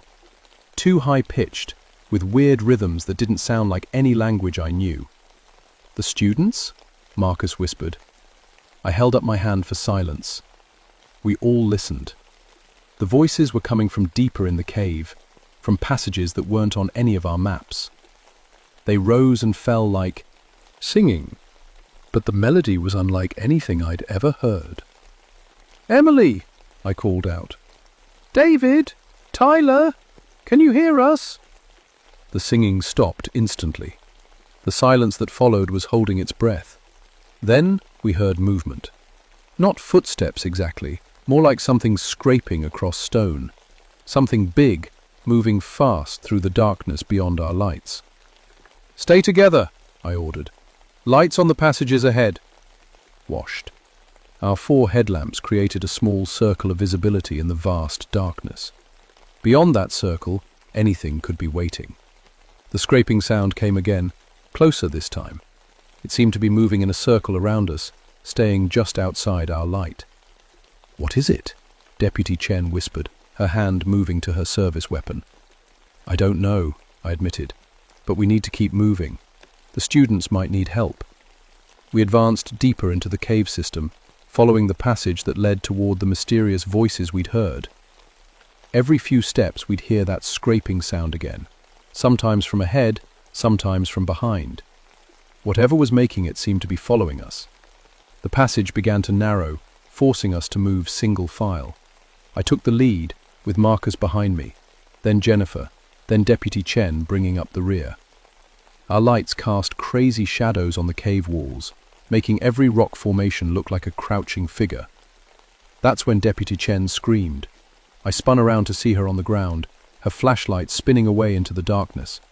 Something had grabbed her ankle and was dragging her backward, away from our group. "Wen Chen!" I shouted, lunging toward her. In the wild beam of her spinning flashlight, I caught a glimpse of what had her. It was pale, almost white, with long, thin arms that seemed too long for any normal human body. Its face was turned away from the light, but I could see that its head was the wrong shape, elongated somehow. Marcus and Jennifer were both moving to help, but the thing released Deputy Chen suddenly and scrambled away into the darkness, with a speed that didn't seem possible. It moved like a spider, all arms and legs, disappearing into a crack in the cave wall that looked too small for anything human-sized to fit through. Deputy Chen was gasping, clutching her ankle. "Did you see it?" she panted. "Did you see that thing?" Locking. I helped her to her feet. Her ankle seemed okay, shaken but not twisted. But the look of absolute terror on her face told me she'd seen something that would stay with her for the rest of her life. "What was it?" Jennifer asked. I didn't have an answer. In 14 years of cave work, I'd never seen anything like what had just grabbed Deputy Chen. It was human-shaped, but wrong in every detail. Too pale, too thin, moving in ways that human joints shouldn't allow. And somewhere deeper in the cave, 3 college students were lost in the same darkness with whatever that thing was. "We need backup," I said into my radio. "Now!" Blackjack never came. Our radios had been working fine in the upper caves, but now we were getting nothing but static. The limestone walls were too thick, the passages too deep. We were on our own. Deputy Chen's ankle was sore, but she could walk. More importantly, she was determined to keep going. "Those kids are down here somewhere," she said grimly. "We can't just leave them." Respect, I was starting to think we might need to retreat and come back with a larger team. The problem was, by the time we got organized and returned, the students could be dead, if they weren't already. We'd been underground for 3 hours when we found the first real sign of the missing students. It was David Kim's backpack, torn open and scattered across the floor of a narrow chamber. His textbooks were everywhere, pages torn out and crumpled. His water bottle was there, but empty. Most disturbing, his emergency whistle was broken in half. Why would someone break his whistle? Marcus wondered. I picked up the pieces. The metal looked like it had been bitten through. "Maybe it wasn't someone," I said quietly. Jennifer was examining the torn backpack with her light. "Silas, look at this." The fabric wasn't just torn, it was shredded, like something with very sharp claws had ripped it apart. But mixed in with the claw marks were what looked like bite marks. Human-sized teeth, but wrong somehow. Too pointed, too many of them. We gathered up what we could of David's belongings and kept moving. The passage ahead split into 3 different tunnels. I'd been in this part of the cave system before, but only briefly. 2 of the tunnels led to dead ends. The third went deeper into unmapped territory. "Which way?" Marcus asked. I was studying the ground for tracks when Deputy Chen grabbed my arm. "Listen," she whispered. From somewhere ahead came a sound that made my blood freeze. It was crying. Human crying, but with a strange echo that made it sound like multiple voices crying at once. "Emily Rodriguez?" I called out. Is that you?" The crying stopped immediately. Then, from the deepest tunnel, we heard a voice. "Help me!" It was definitely human, definitely female. But the voice was weak, strained, like someone who had been screaming for a long time. We headed toward the voice, moving as fast as we dared on the uneven cave floor. The tunnel sloped downward sharply, and our lights showed that it opened into a large chamber ahead. "Emily!" Deputy Chen called. "We're coming!" "Hurry!" came the voice from the darkness ahead. "Please, hurry!" We emerged into a cavern that was bigger than anything I'd seen in this part of the cave system. Our lights couldn't reach the far walls or the ceiling. Somewhere in that vast darkness, water was dripping steadily. "Emily, keep talking," I said. "We need to find you." "I'm here," the voice said.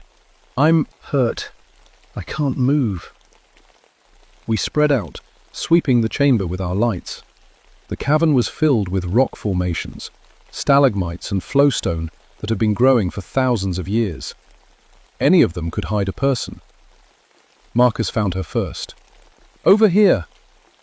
Emily Rodriguez was lying behind a large flowstone formation, partially hidden from view. She was conscious but clearly in pain. Her clothes were torn and dirty, and there was dried blood on her arms and face. Billing, "Emily, I'm Silas Grayson, Park Ranger," I said, kneeling beside her. "Where are David and Tyler?" "They took them," she whispered. "The pale things. They took them deeper." "What pale things?" Deputy Chen asked gently. "They live down here," Emily said, her voice shaking. "In the deep caves. They've been watching us since we came down. At first we thought we were imagining things, but then they started following us, making noises, calling to us in voices that sounded almost human. I was checking her injuries while she talked. Cuts and bruises, but nothing immediately life-threatening. The blood on her face was from scratches, probably from trying to crawl through tight spaces. "How long ago did they take David and Tyler?" I asked. "Hours, maybe yesterday. I've been hiding here, trying to stay quiet. But I could hear them calling my name, trying to get me to come out." Jennifer was standing guard, her light sweeping the chamber around us. "Silas," she said urgently, "we need to go, now." I looked up to see what had alarmed her. At the edge of our light, barely visible, shapes were moving. Multiple shapes, staying just outside the range of our headlamps, but definitely there, watching us. "How many are there?" Marcus whispered. "I don't know," Emily sobbed. "I've seen at least 6 or 7 different ones. They're all pale, like they've never seen sunlight. And they move wrong, like their joints bend in directions they shouldn't." One of the shapes moved closer, just for a second, and I got a better look. It was humanoid but stretched out, like someone had taken a normal person and pulled them longer. Its arms reached almost to the ground. Its face was pale and narrow, with dark hollows where the eyes should be. And it was looking right at us. "Can you walk?" I asked Emily. "I think so, but they won't let us leave.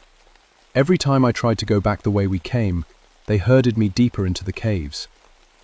That explained why our search of the upper levels had found no trace of the students. Whatever these things were, they were intelligent enough to drive people away from the exits. "We stick together," I said. "Emily, stay between Marcus and me. Deputy Chen, Jennifer, watch our backs. We're going to move slowly toward the tunnel we came from." We helped Emily to her feet and began moving across the chamber. The shapes at the edge of our light kept pace with us, staying in the darkness, but never losing sight of us. I counted at least 8 separate figures. We're halfway back to the tunnel entrance when one of them spoke. "Stay," it said, in a voice like wind through dry leaves. "Stay with us." Human, but not quite. Like someone had learned to speak by listening to humans from a distance, but had never quite got it right. "Go to hell," Deputy Chen muttered, but I could hear the fear in her voice. More voices joined in, coming from all around the chamber. "Stay, stay, stay!" The word echoed off the cave walls, multiplying until it sounded like dozens of voices chanting. Then they attacked. The first one came from above, dropping from the cave ceiling where it had been clinging like some huge spider. It landed on Marcus, knocking him down. His headlamp went spinning across the cave floor. In the chaos of moving lights and shadows, I saw more of them rushing toward us. They moved incredibly fast, scrambling over the rock formations like they weighed nothing. Their pale skin seemed to glow in our lights. "Run!"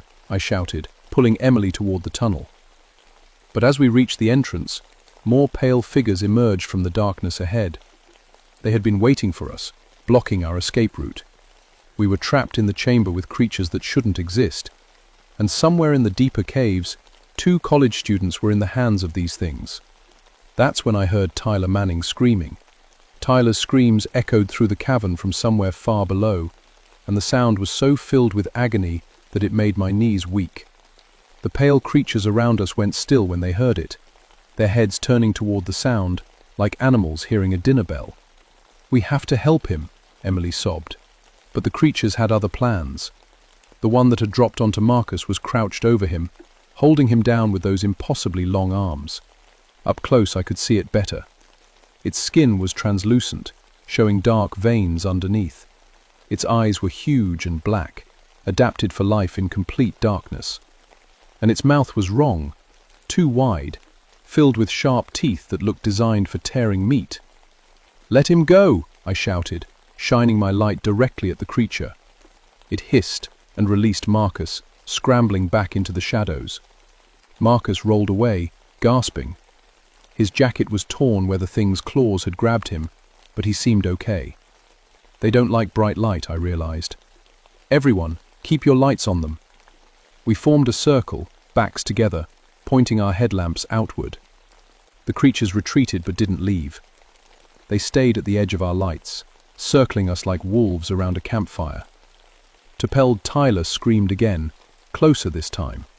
"They're bringing him here," Emily whispered. "They always bring them here before—" "Before what?" Deputy Chen demanded. Emily's face was white with terror. "Before they feed."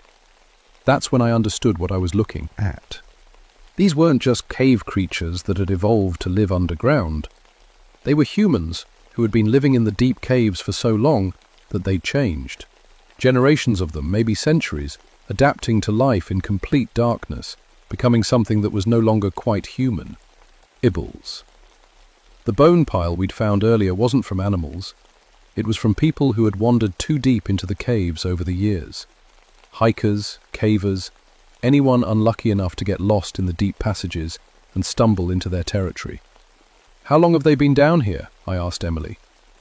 "I don't know. But they know things about the caves that aren't on any maps. Secret passages, chambers that connect to other cave systems. This whole underground area is like their hunting ground." 2 more the main tunnel entrance, dragging something between them. As they moved into our light, I saw it was Tyler Manning. He was conscious but badly hurt, his clothes torn, bleeding from multiple cuts. "Let him go!" I called out. One of the creatures, larger than the others, with longer arms and more pronounced features, stepped forward. When it spoke, its voice was clearer than the others, as if it had learned human speech better. "You are in our home," it said. "You will stay. Feed us. Feed our young." "Your young?" Marcus gasped. "Confiscated." The creature gestured toward the deeper passages. From the darkness came smaller shapes, juvenile versions of the pale creatures. They were even more disturbing than the adults, with oversized heads and eyes that seemed too big for their skulls. "Caves provide," the large creature continued. "Lost ones come down. We take them. We live." Confiscated our chances. 4 humans with flashlights against at least a dozen of these things, in their territory, with no backup coming. The odds weren't good. But then I remembered something from my geology training. These caves were formed by underground rivers. And underground rivers meant... "Everyone," I said quietly. "When I say run, head for that passage."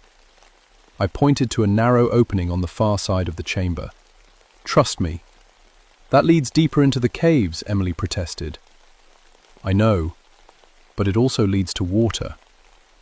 The creatures were getting bolder, moving closer despite our lights. Tyler was barely conscious, and I could see more blood on his clothes. We needed to move soon, or we'd all end up like the bones in the pile. Acknowledgement, the lead creature commanded its pack. Take the females first, males can wait. Bandwidth, that was when Deputy Chen surprised everyone.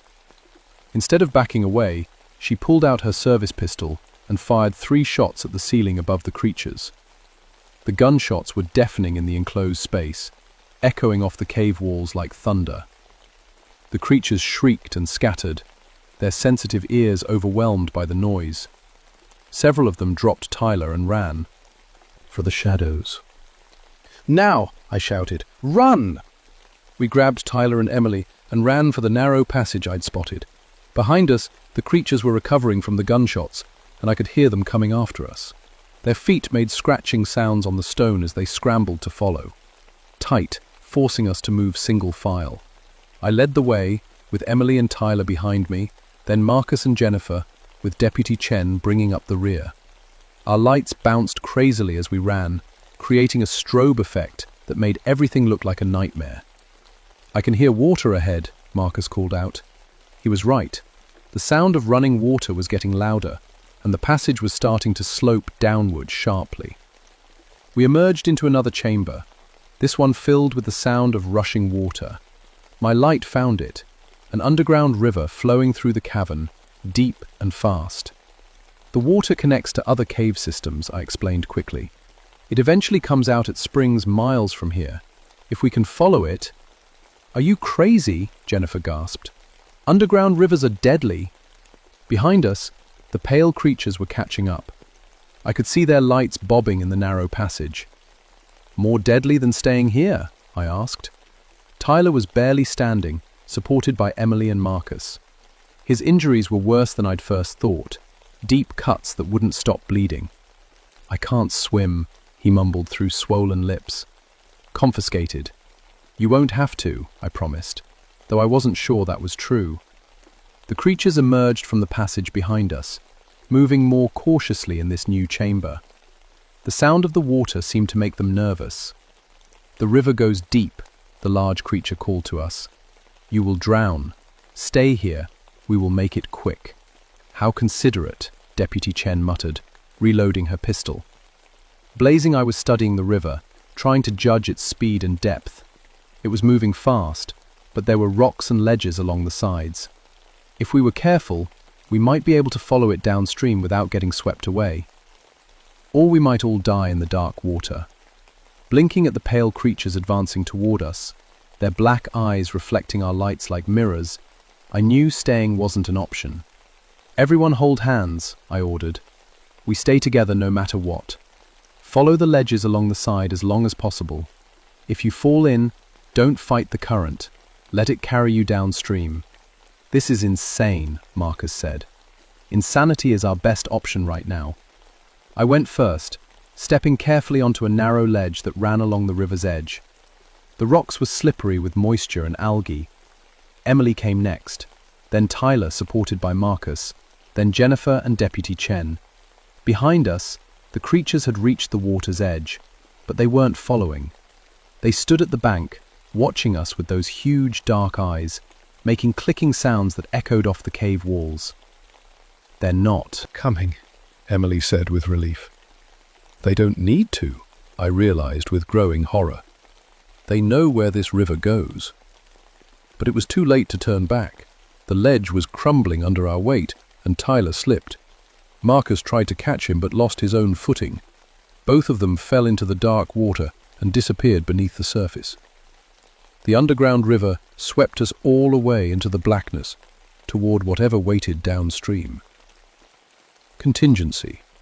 The underground river carried us through passages I'd never seen before, through chambers that felt vast and empty in the darkness. Tyler and Marcus surfaced after what felt like hours, but was probably only minutes, gasping and choking on the cold cave water. We managed to grab onto rocks and pull ourselves to a narrow beach in a chamber where the river slowed. Everyone was soaked, cold, and exhausted. Our flashlights had survived the water, but barely. Jennifer's was flickering, and Deputy Chen's was completely dead. "Where are we?" Emily asked, her teeth chattering. I studied the caves around us with my light. The limestone was different here, older, more weathered. "I think we're in the Devil's Canyon system," I said, "about 3 miles from where we started." Tyler was in bad shape. The cuts from the creatures had reopened in the water, and he was losing blood. We needed to get him medical attention soon. "Can you walk?" I asked him. "I think so," he said weakly. "Those things, what were they?" "Humans," I said quietly, "or what humans become when they live in the deep caves too long, cut off from sunlight, from normal food sources. Generations of them, adapting to survive underground." "How is that possible?" Marcus demanded. "Cave systems like this one have been here for millions of years. Humans have been in Kentucky for thousands.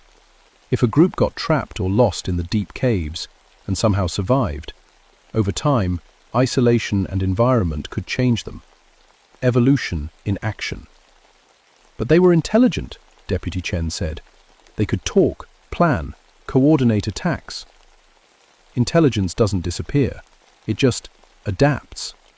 They've probably been hunting people who wander into the deep caves for generations. Tourists, cavers, anyone who gets lost." We followed the underground river for another hour before finding a passage that led upward. My legs were shaking with exhaustion by the time we saw real sunlight filtering down through cracks in the cave ceiling. The exit was a narrow opening that came out near Devil's Canyon State Park, miles from where we'd entered the caves. It took 3 more hours to hike back to civilization and get Tyler to a hospital. The official report listed the incident as a cave rescue with unknown animal encounter. Deputy Chen and I decided that was the safest description. Who would believe the truth? And more importantly, who should know the truth? Tyler recovered from his injuries, though he never talked about. What happened in the deep caves? David Kim's body was never found. The official cause of death was listed as a caving accident. Unanswered. I've been back to the Mammoth Gap system several times since then, always with full teams and always staying in the mapped passages. We've sealed off some of the deeper entrances with steel grates and warning signs. The official reason is dangerous cave conditions. While your reason is to keep people out and to keep other things in. Sometimes, late at night when I'm reviewing cave maps or planning safety protocols, I think about those pale creatures living in the deep tunnels beneath Kentucky. I wonder how many of them there are, how far their territory extends, how many people have disappeared over the years without anyone making the connection. And I wonder if sealing off a few entrances will really be enough to contain them. Last month, a family camping near Devil's Canyon reported hearing voices underground, human voices calling for help from somewhere beneath their campsite. The local sheriff asked me to investigate. I told him it was probably just wind through the cave passages. Sound can carry strange ways underground. But I've requested additional funding for more cave monitoring equipment, and I've started carrying a backup flashlight and a gun, because I know the truth that I can never put in any official report. There are things living in the deep places under the earth that used to be human. They're hungry, they're intelligent, and they're waiting in the darkness for the next lost soul to wander too far from the light. Some caves are better left unexplored. The missing student posters for David Kim are still hanging in the geology building at Eastern Kentucky University. His parents still call sometimes, hoping for news. I always tell them we're still looking, still checking new passages as we map them. But I know we'll never find David Kim, at least, not the way his parents hope. He's down there in the deep caves now, with the pale things that used to be human. And someday, when his transformation is complete, he might be the one calling to the next group of lost students who venture too deep into the darkness. That's the thing about caves. Once they claim you, you never really leave. My name is Silas Grayson, and I've been a park ranger for 14 years. I protect people from the dangers they can see. unstable rocks, flash floods, getting lost on marked trails. But the greatest dangers are the ones hiding in the deep places, waiting in darkness so complete that it changes everything it touches. Leap with a light on now, and I always will.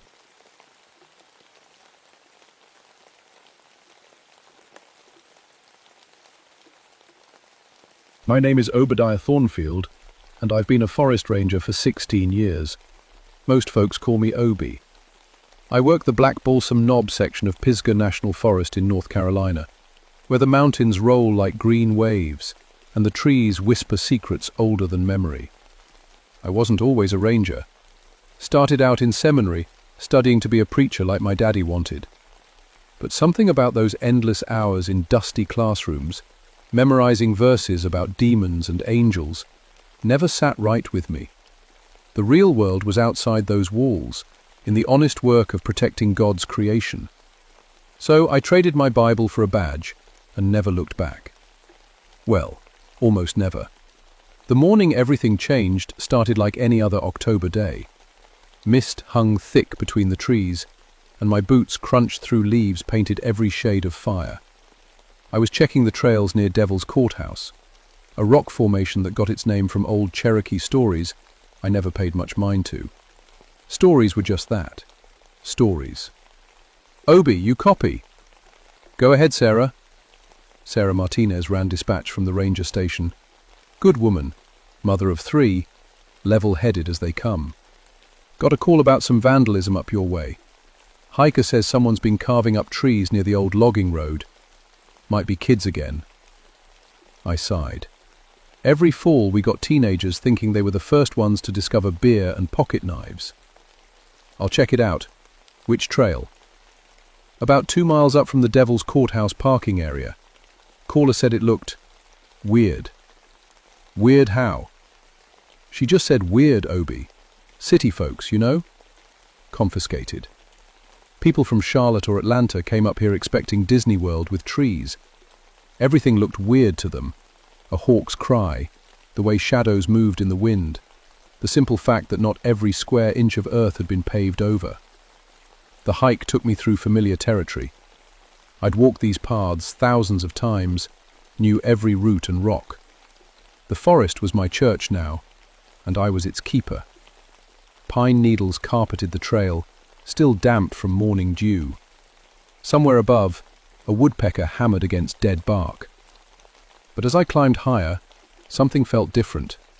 Psychologist animals were too quiet. Not the peaceful quiet of a sleeping forest, but the tense silence that comes before a storm. No bird songs, no squirrels chattering. Even the insects seemed to have gone somewhere else. I found the damaged trees about where Sarah said I would. 3 old oaks, each one carved deep. But this wasn't teenager mischief. The marks were too precise, cut too deep for any knife. They looked more like claw marks, if claws could be 3 feet long and sharp enough to cut through bark like butter. The patterns were strange too. Not random scratches, but deliberate designs that hurt to look at directly.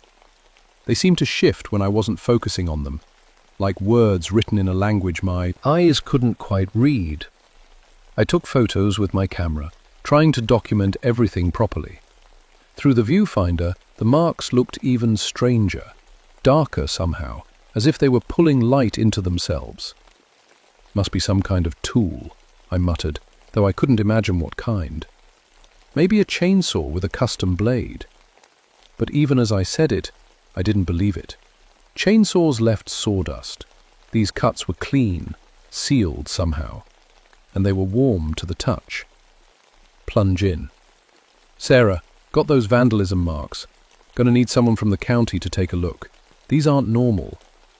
Unresolved. How not normal? I stared at the carved trees, trying to find words. Just not normal. I'm gonna look around for more damage. Copy that. Watch yourself up there. The deeper I went into the woods, the wronger everything felt. Trees seemed to lean in too close. Shadows fell at angles that didn't match the sun. My compass needle spun lazy circles, pointing everywhere and nowhere. I'd been in these mountains long enough to trust my instincts, and right now every instinct I had was screaming that something was very wrong.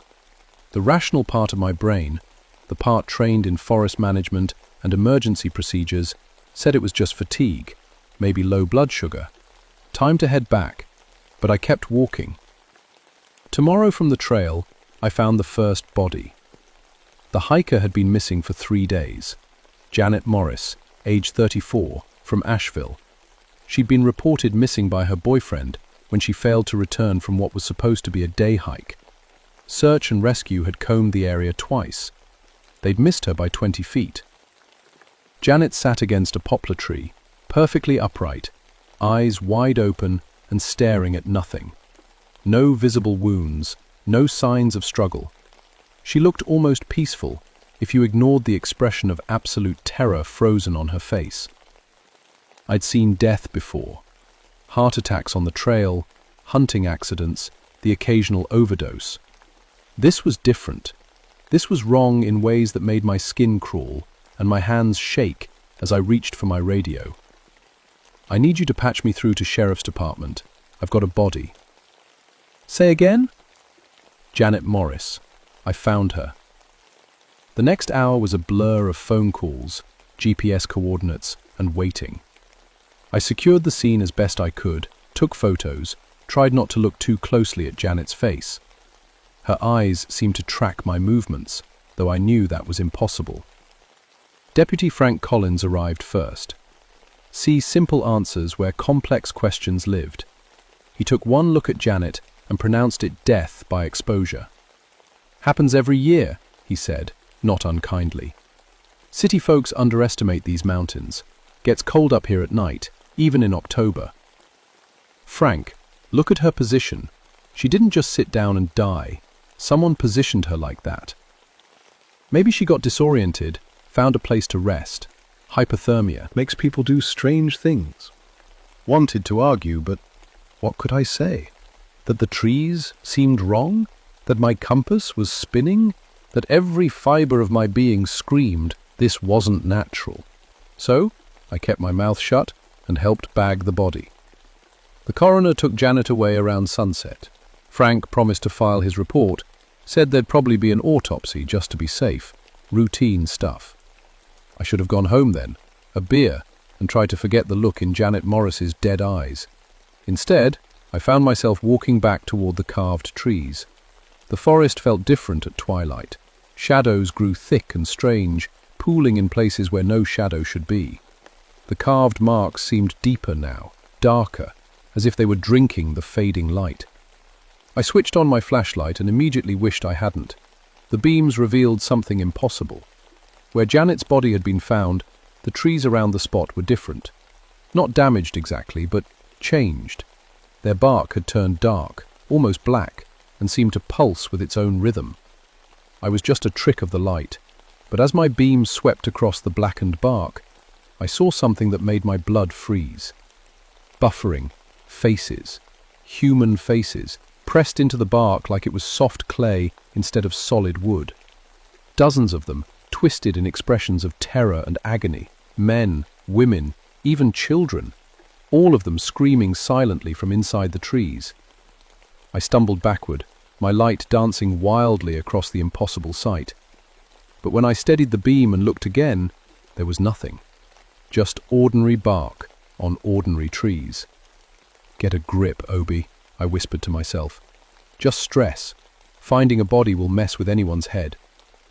But even as I said it, I heard something that shouldn't have been there. Breathing. Slow and out, in and out, like the mountains had developed lungs. I spun around, flashlight cutting through the darkness. Nothing but trees and shadows and my own hammering heart. I breathed, continued. I backed toward the trail at once. That's when I saw it. A shadow moving between the trees that was darker than the darkness around it. Roughly human-shaped but wrong somehow, like a person stretched thin and made of night itself. It glided between the tree trunks without disturbing so much as a leaf. No footsteps, no sound except that terrible breathing. And it was getting closer. I ran, crashed through the underbrush like a spooked deer, my flashlight beam bouncing wildly ahead of me. Branches grabbed at my clothes and scratched my face, but I didn't slow down until I reached my truck in the parking area. Blinds shaking, I fumbled with the keys and locked the doors as soon as I was inside. The engine turned over on the third try, and I drove down the mountain faster than was safe, checking my rearview mirror every few seconds. Muted, nothing followed me. Nothing I could see, anyway. At home, I poured 3 fingers of bourbon and tried to make sense of what I'd experienced. Stress, I decided. The shock of finding Janet Morris had triggered some kind of episode. Maybe I needed to talk to someone, get some counseling. The department offered that kind of thing. But deep down, in the part of my mind that still remembered seminary lessons about things that went bump in the night, I knew better. I was dealing with something that didn't belong in any forest management manual. I didn't sleep that night. Every time I closed my eyes, I saw Janet Morris staring at nothing, her face locked in that expression of absolute terror. And behind her, lurking just out of sight, was that shadow thing, moving between the trees like spilled ink. By morning, I'd almost convinced blindness. Almost. Obi, we got another missing hiker. Tom Bradley, 28, from Charlotte. His car's been sitting in the Devil's Courthouse lot since yesterday morning. Any idea girlfriend says he was interested in the old Cherokee stories? Probably headed up toward the rock formations. Right where I'd found Janet Morris. I met the search team at the parking area. 6 volunteers from the local mountain rescue group, all good people who knew the forest almost as well as I did. We split up to cover more ground, but I made sure to take the trail toward the carved trees. I found Tom Bradley hanging 30 feet up in an oak tree. Freezes, not hanging like suicide, hanging like something had carried him up there and draped his body across the branches like a rag doll. His arms and legs dangled at impossible angles, clearly broken. But his face wore the same expression of terror I'd seen on Janet Morris. "How the hell did he get up there?" Deputy Collins asked when he arrived.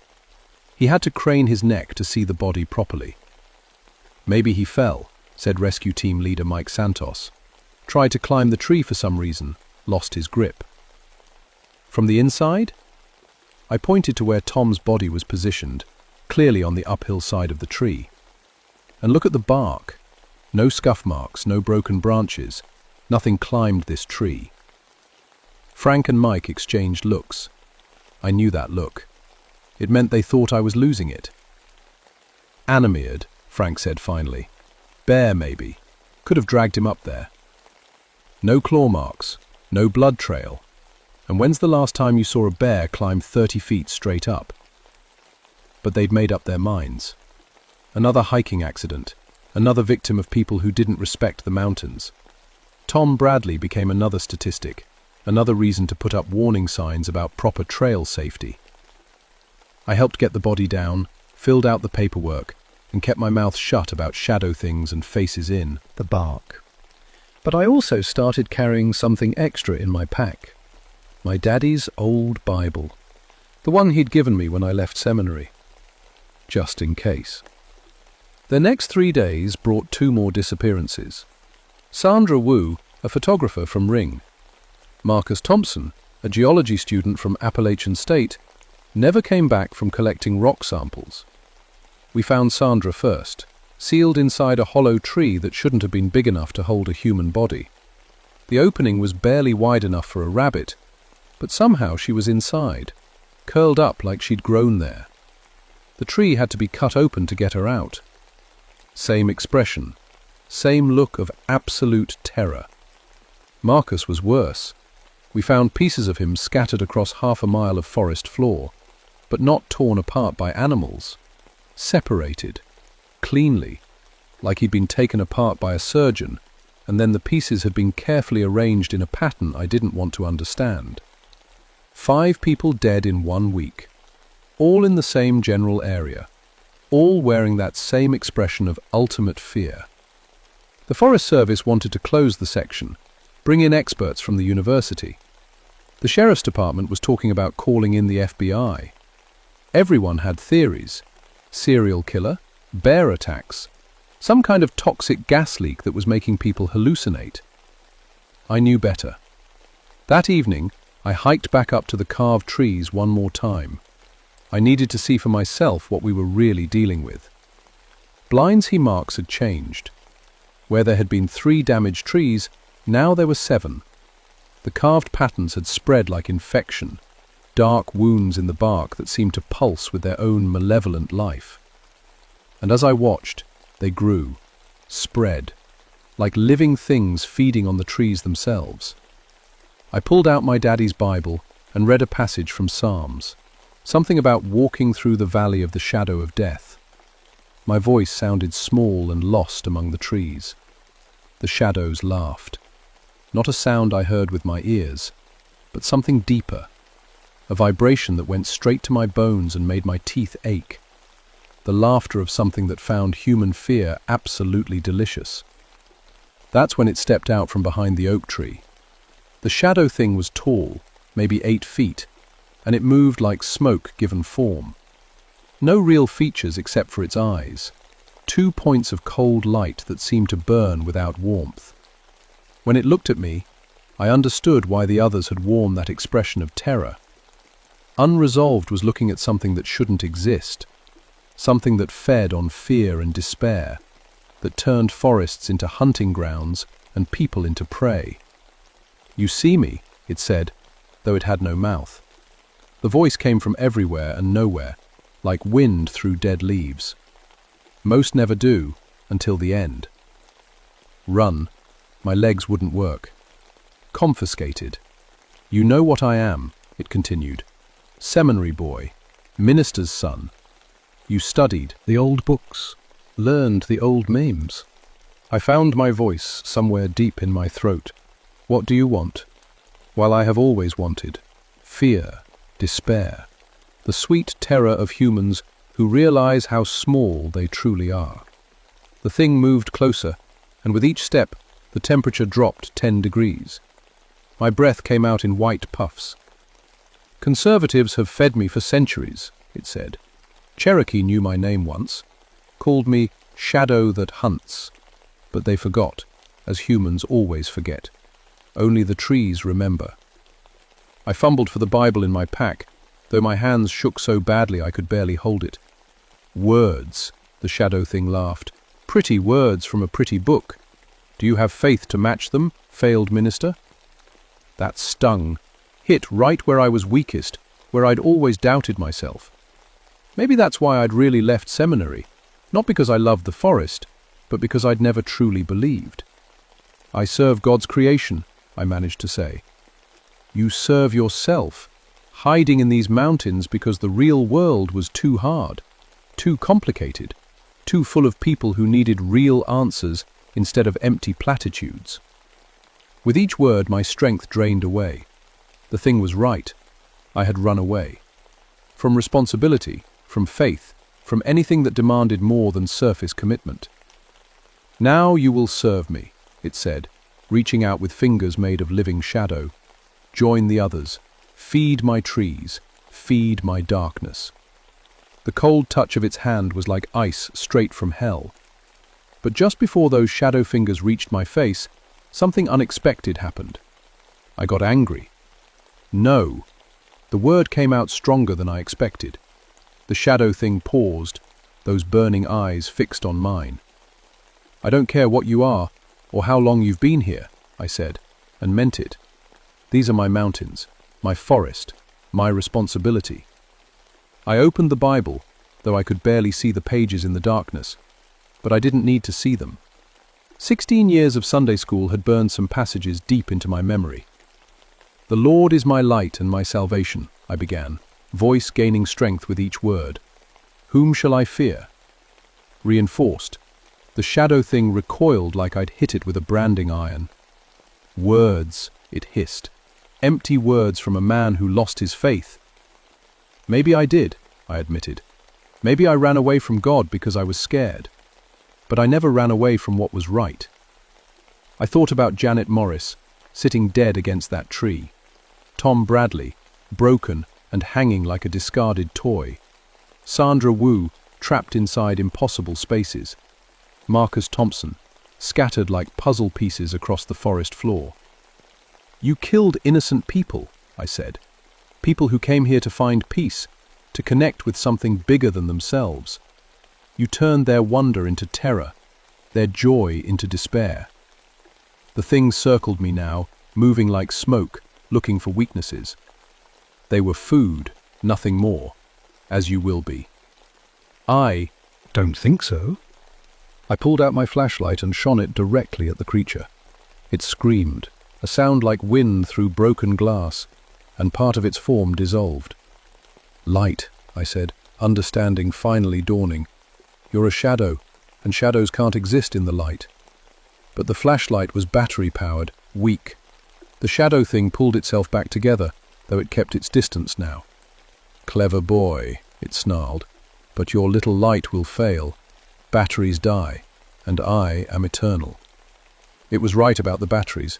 My beam was already growing dimmer, but I had something else. I fumbled in my pack for the emergency flares every ranger carried. Found one, pulled the tab. Brilliant red light exploded around us, turning the forest into a scene from hell.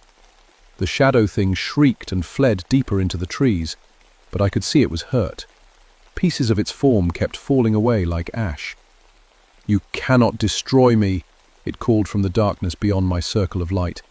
"I am older than your God, older than your Christ." "Maybe," I said, lighting another flare, "but you're not older than light itself." I started walking toward the carved trees, holding the flare high. Where the red light touched the dark bark, it began to smoke and crack. The faces I'd seen pressed into the wood screamed silently and faded away. "Stop!" The shadow thing's voice was weaker now, more desperate. "You don't understand what you're doing." Contested plenty. "You're a parasite, a thing that feeds on human misery. And you've been using my forest as your hunting ground." I touched the flare to the carved marks on the first tree. They hissed and bubbled like acid, then faded away completely. The tree's bark returned to normal brown. The shadow thing rushed at me then, all subtlety gone, just raw desperation and hunger, trying to extinguish my light with its darkness. I held up my daddy's Bible like a shield. Where the creature's shadow fingers touched the leather cover, they burned away like paper in a fire. "And the light shines in the darkness," I quoted, "and the darkness has not overcome it." With each word, the thing grew smaller, weaker. I moved to the second tree, then the third, burning away the marks with my flare. The creature's screams echoed through the mountains, but they were growing fainter. "This isn't possible," it wailed. "You have no faith. You abandoned your calling." "Did abandon one calling," I said, touching the flare to the last carved mark. "But I found another one. Taking care of God's creation, protecting people who come here looking for peace." The mark hissed and disappeared. The shadow thing let out one final scream and collapsed in on itself like smoke being sucked down a drain. Conflicting fell over the forest. Real silence this time, not the oppressive quiet of held breath, but the peaceful stillness of a place finally at rest. My flare sputtered and died, but I wasn't afraid of the darkness anymore. The regular shadows were just shadows now, natural and harmless. I made my way back to the parking area by the light of my phone, tired but strangely at peace. For the first time in years, I felt like I'd actually done something that mattered. Something that made a difference. The official reports listed all 5 deaths as hiking accidents. Exposure, falls, animal attacks, neat explanations that fit in proper boxes and didn't give anyone nightmares. I didn't argue. Who would have believed the truth? After a month of safety improvements, new trail markers, warning signs, updated maps, hikers started coming back, drawn by the autumn colors and the crisp mountain air. None of them disappeared. In my daddy's Bible, the emergency flares. Some of the other rangers tease me about getting religion in my old age. I let them. Better they think I'm becoming a holy roller than know what really happened up there. 3 months later, I got a call that we see the reports from the ground. I just find out in the room. The 3 months later, I get at work that the problem the float, I have to get man. 3 months later, I got a call that we have all extra due. The second report stage with the Biber, I report that we did at the part of my heavy. 3 months later, I got a call that the fruit is not incompletely. He was more than that reports he was recognized without my heis. It was more important to the float. I can be short that one of the project of the property will having timely report, because the florist completely is reported by something everywhere. The day that I did will come down to the along to a 10 point. The float didn't add a complication. This made them coming first, I have to long. I got a call that changed everything. Obi? Sarah's voice was tight with worry. We got a situation up at Grandfather Mountain. 3 missing hikers, all in the same area. Local ranger says the trees up there are, well, he's asking specifically for you. I looked out my office window at the peaceful forest beyond. Sunlight filtered through healthy green leaves, birds sang in the branches, and everything looked exactly like it should. But I knew better now. Knew that darkness could hide in the most beautiful places, feeding on fear and turning wonder into terror.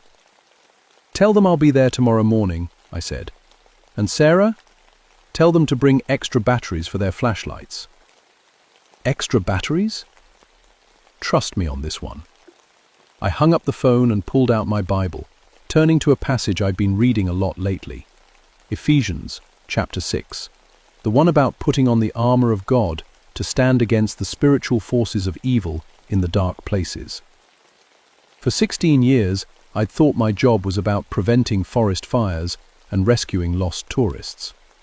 Turns out, I'd been called to something bigger, something that required faith instead of just forestry training. The mountains of North Carolina are full of beauty and wonder, ancient secrets and timeless peace. But they're also home to things that don't belong in any ranger manual or safety pamphlet. Things that hunt in the shadows between the trees. Lucky for the hikers and campers who come seeking adventure, they've got someone watching over them now. Someone who knows that the real dangers don't always have claws and fangs. Sometimes they're made of darkness itself.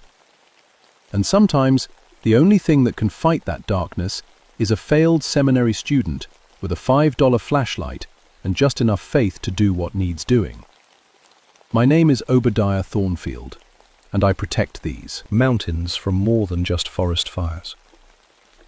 The shadows better remember that.